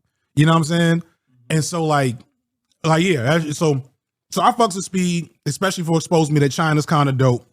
I'm taking the family to Japan next year, but we're gonna figure out China too, because I know China's got its problems. I know China's just as racist as any other country, if not more. But it seems like the money goes far there. Oh yeah. And so I can come out with one video a year, and you know, there's there's a racialized concept. I hope you don't cringe at hearing this, called being a white monkey in China. Oh Lord, have you ever heard of this before? No, but I know they love the monkey terminology. No, but this is specifically for white Westerners that go to China, and they are hired to elevate the status of a company, and they have no real job. They just basically are there to say, like, look, this is a white Westerner that likes our product, or this is a white Westerner that's in our corporate board of executives. It's DEI. Yeah, no, yeah, Like, it's like actual DEI. Actually, like the way that DEI actually works on some bullshit. And basically, that's my dream. I want to be that for the Chinese government. I want to be the propaganda minister. You will be a shield for China. Oh yeah. I you know what? I can't be mad at you too much. Seeing Chinese folks roast Americans on TikTok has been a joyful moment recently. The guy was like, the funniest one, he was like, okay, America, here are all, I probably shouldn't do the accent. Don't do it. He said, okay, Americans, here are all the things that I own in my home that are made in America. And he went like this.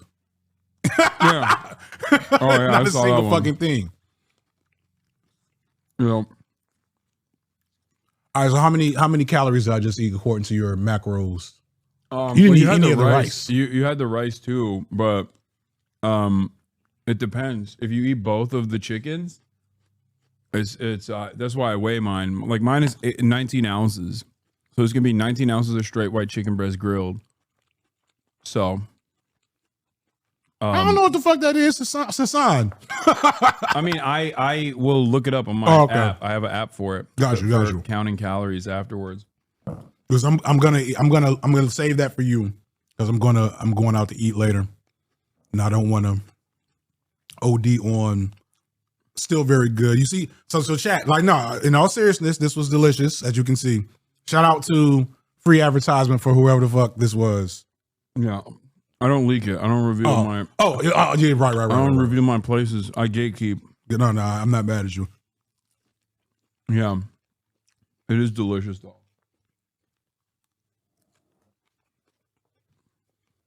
Democrats in Congress entrust to handle the nation's main problems. And this morning, the president is reflecting on the difference between his first and second term, telling The Atlantic, quote, the first time I had two things to do, run the country and survive. Now he says, quote, the second time I run the country and the world. George. Okay, man. Holy shit. That's kind of funny. It's kind of funny because it's like he's basically admitting that now, without any sort of limitations, I'm so much worse than the last time. Great, thanks. And the president will be sitting down with our Terry Moran for an exclusive interview as he marks his first 100 days in office. You can see it tomorrow night, 8/7 Central, right here on ABC. Nearly 100 days into President Trump's term, the latest CBS News poll shows he is steadily Let me losing. pick your brain on like the worst case scenarios of this shit, right? Mm-hmm. So I won't put it past Trump to turn it around in terms of popularity, right? What do you mean? Oh, you think he'll get popular again? Yeah, it doesn't. Remember, we're talking about the American people. We're talking about he was the president 4 years ago and it was fucking horrible and they still voted him back in. So it's quite possible that he can turn it around in the moment in the next 100 days after this. If he stops the war in Ukraine, if the economy does take a turn, because like there's so much of the economy, like he can. It's going to take a turn, all right, just not in the direction that's positive for Trump. But at some point in the future, right, he hit China, he can just end the tariffs in China and set everything back to normal and things improve. And China could be like, we didn't do anything, he just stopped the tariffs. But he could still tell people, I made that happen, I made a deal. Yeah. And no one will call him on the fact that he fixed the problem that he caused and just set things back to neutral. That's classic Trump. He does that all the time. Right. For sure. So you can't put it past him that he gets his popularity back. No, I think he. My suspicion is, first of all, we haven't seen the worst impacts of his exploding trade shit yet. Like, we haven't hit the trade dead zone yet. That's coming next month when the when the lag in supply finally becomes the reality in the form of empty shelves. Because it takes around 55 days minimum for goods from China to come into the United States. And we haven't reached like the actual shortage yet. Right. But trade has slowed down tremendously. That's going to have an impact on a major impact on the logistics in this country. Major sectors like trucking.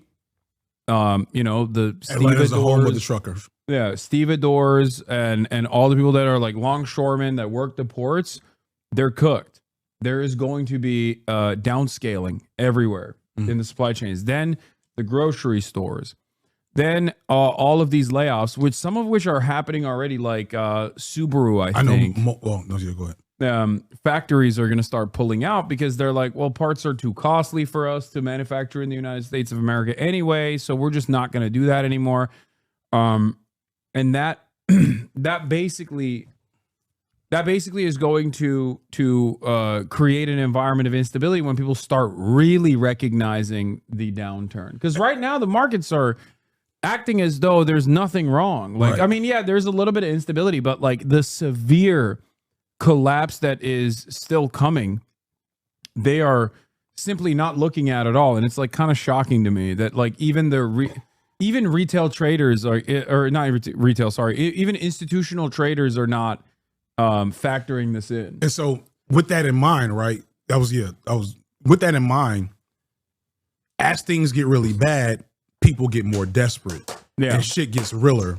Yeah. And so the conspiracy theorist to me is like, is this on purpose to kind of put the country in a desperate position? To allow him to claim more powers from the Supreme Court, which has already pre-granted him the power to do whatever the fuck he wants. Like, so we do get Trump 2020 infinity. Yeah, 2028 to infinity. I think he's too stupid to implement like a thing like that. I feel like they're too dumb. I think what you see is what you get in many instances where like Trump literally is just doesn't know how obsessive with trade deficits in perpetuity. And he unironically is too dumb to recognize how to redesign global trade after multiple decades of America moving manufacturing, offshoring manufacturing, and becoming the global reserve currency post Bretton Woods to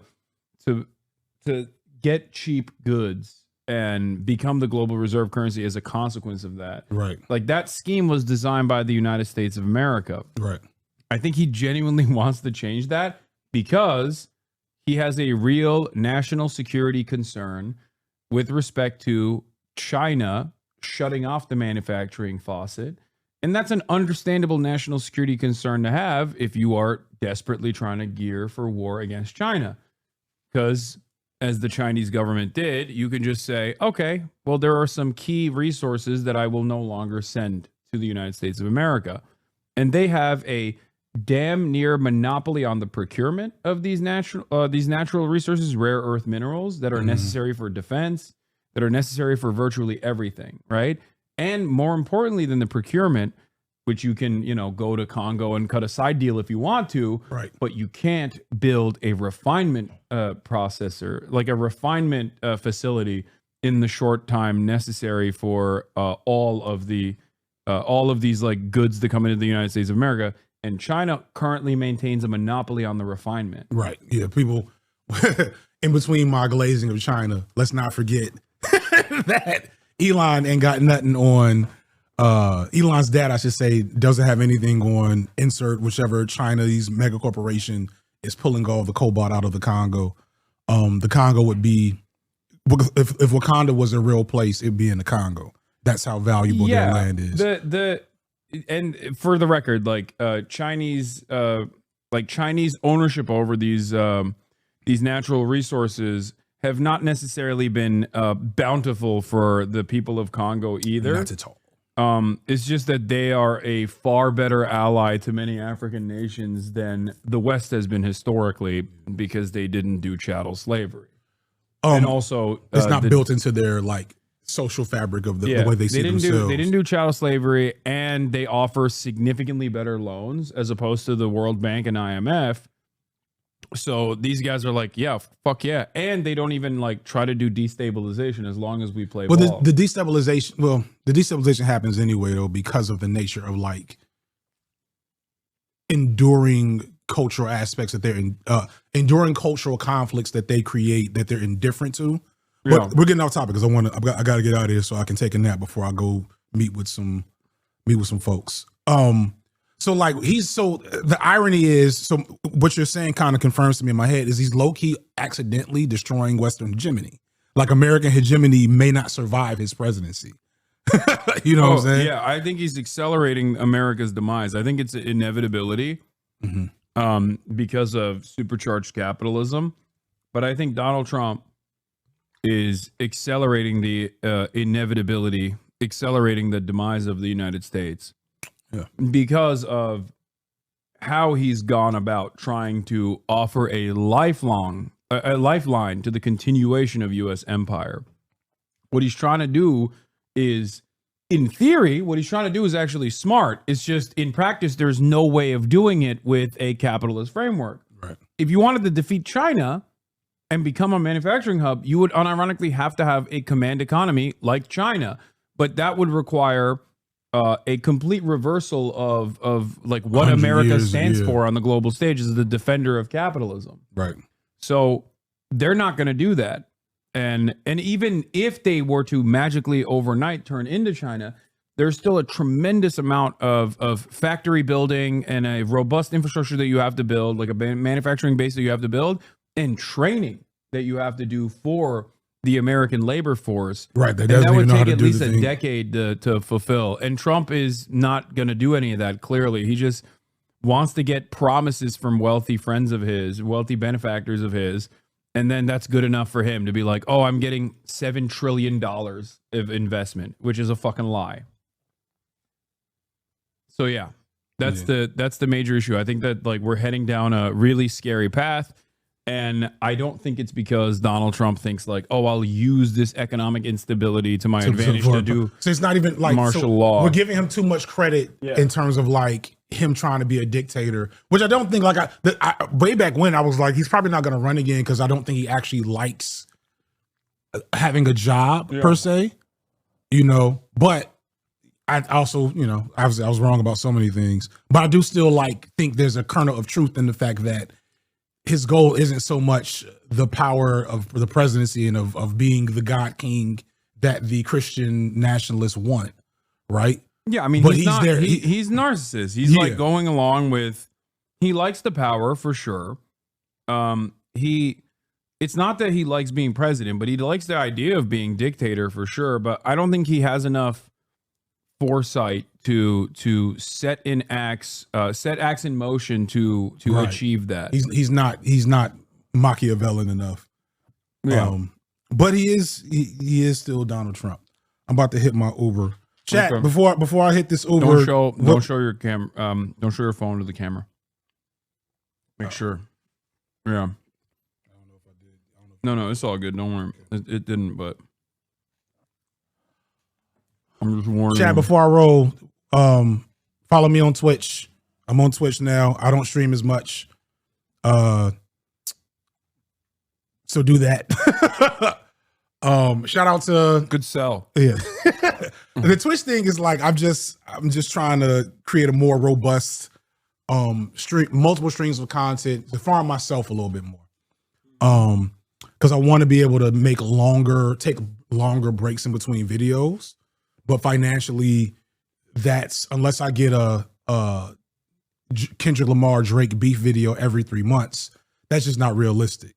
So I'm trying to like, okay, how do I prop up the money where I need it to be without having to put in the effort for an hour or 90-minute long video every 2 months. I'm trying to get into my, like, shout out to Dan Olson, Folding Ideas, like to get into that type of like every 3 to 4 months type of gap. Cause it allows you to do so much more stuff. I'm a Patreon's fine. Everything's fine. I'm not doing good. Yeah, please join the Patreon and all that shit too. But Patreon is everybody's Patreon has a natural like stopping point. And I've hit mine. So I'm like, okay, what else do I do? Hell yeah. Yeah. Anything I need to address, chat? Any stuff coming out? Shout out to Eye Patch Wolf, I guess. Yeah, I see that in the chat. Shout out to Nebula. Is Encore? No, I'm a wealthy, famous YouTuber. My house isn't as big as Hasan's, but it's close. But I don't live in California, so it was much more cheaper. I thought you said your house is bigger than mine. It's maybe yours is, I don't know, maybe it's because it's not unfamiliar, or maybe yours is more open.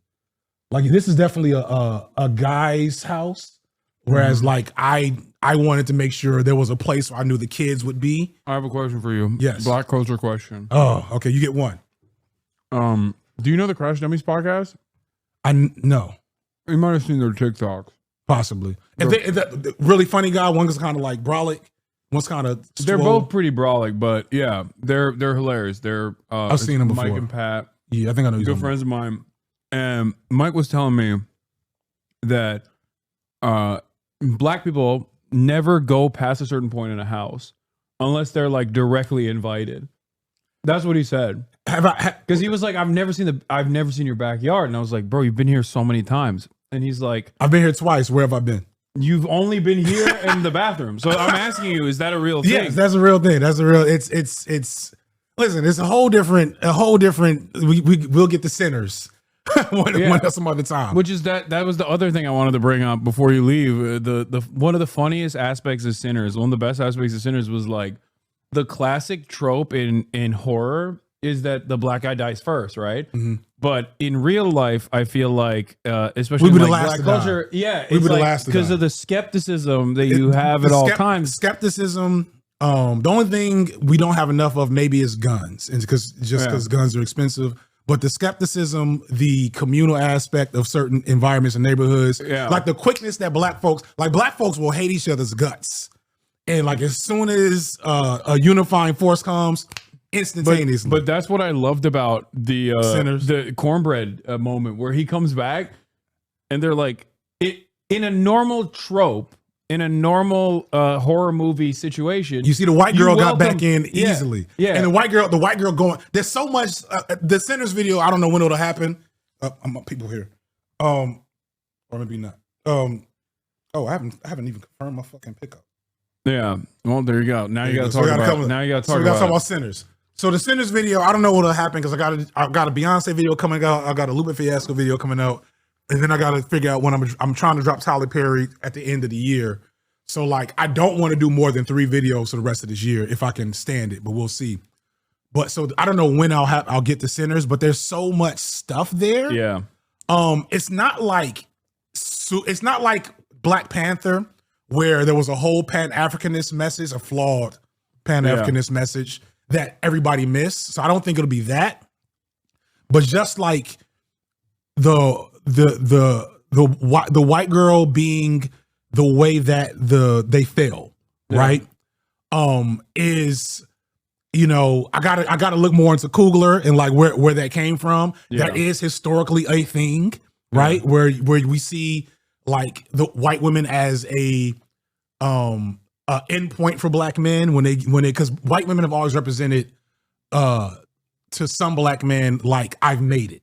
Yeah. You know what I'm saying? When you to quote fallen great thinker in black art, and when we get on and you ask for a white girl, right? Uh-huh. So, but the flip side is white people as allies have always used their privilege as access to other institutions to get power. So in that scene, she's like, let me go out there, talk to the white folks, see if they got any money, because I know we need money, right? Yeah. But it ends up being reverse engineered. Kugler is the main character, the main character. What was his name with the guitar? I forget his name. But yeah, the priest's son. The priest's son, that's Ryan Coogler. Okay. That's his author insert character. And the blues is his Sammy. It's Sammy, thank you. The blues is his art, is his storytelling. I don't know if you know Kugler's story. Kugler was at, I think, a small college on a football scholarship and was going into business and then randomly entered a writing class. And the teacher was like, this is some of the most amazing writing I've ever seen. You should really like do something with this. And the next thing you know, he's in film school.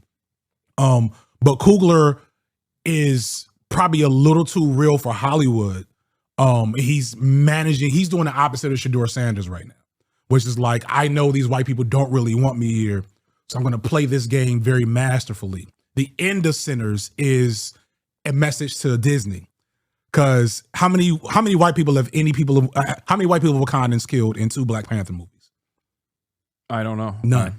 Not a single one. They saw all this colonizer talk. Yeah.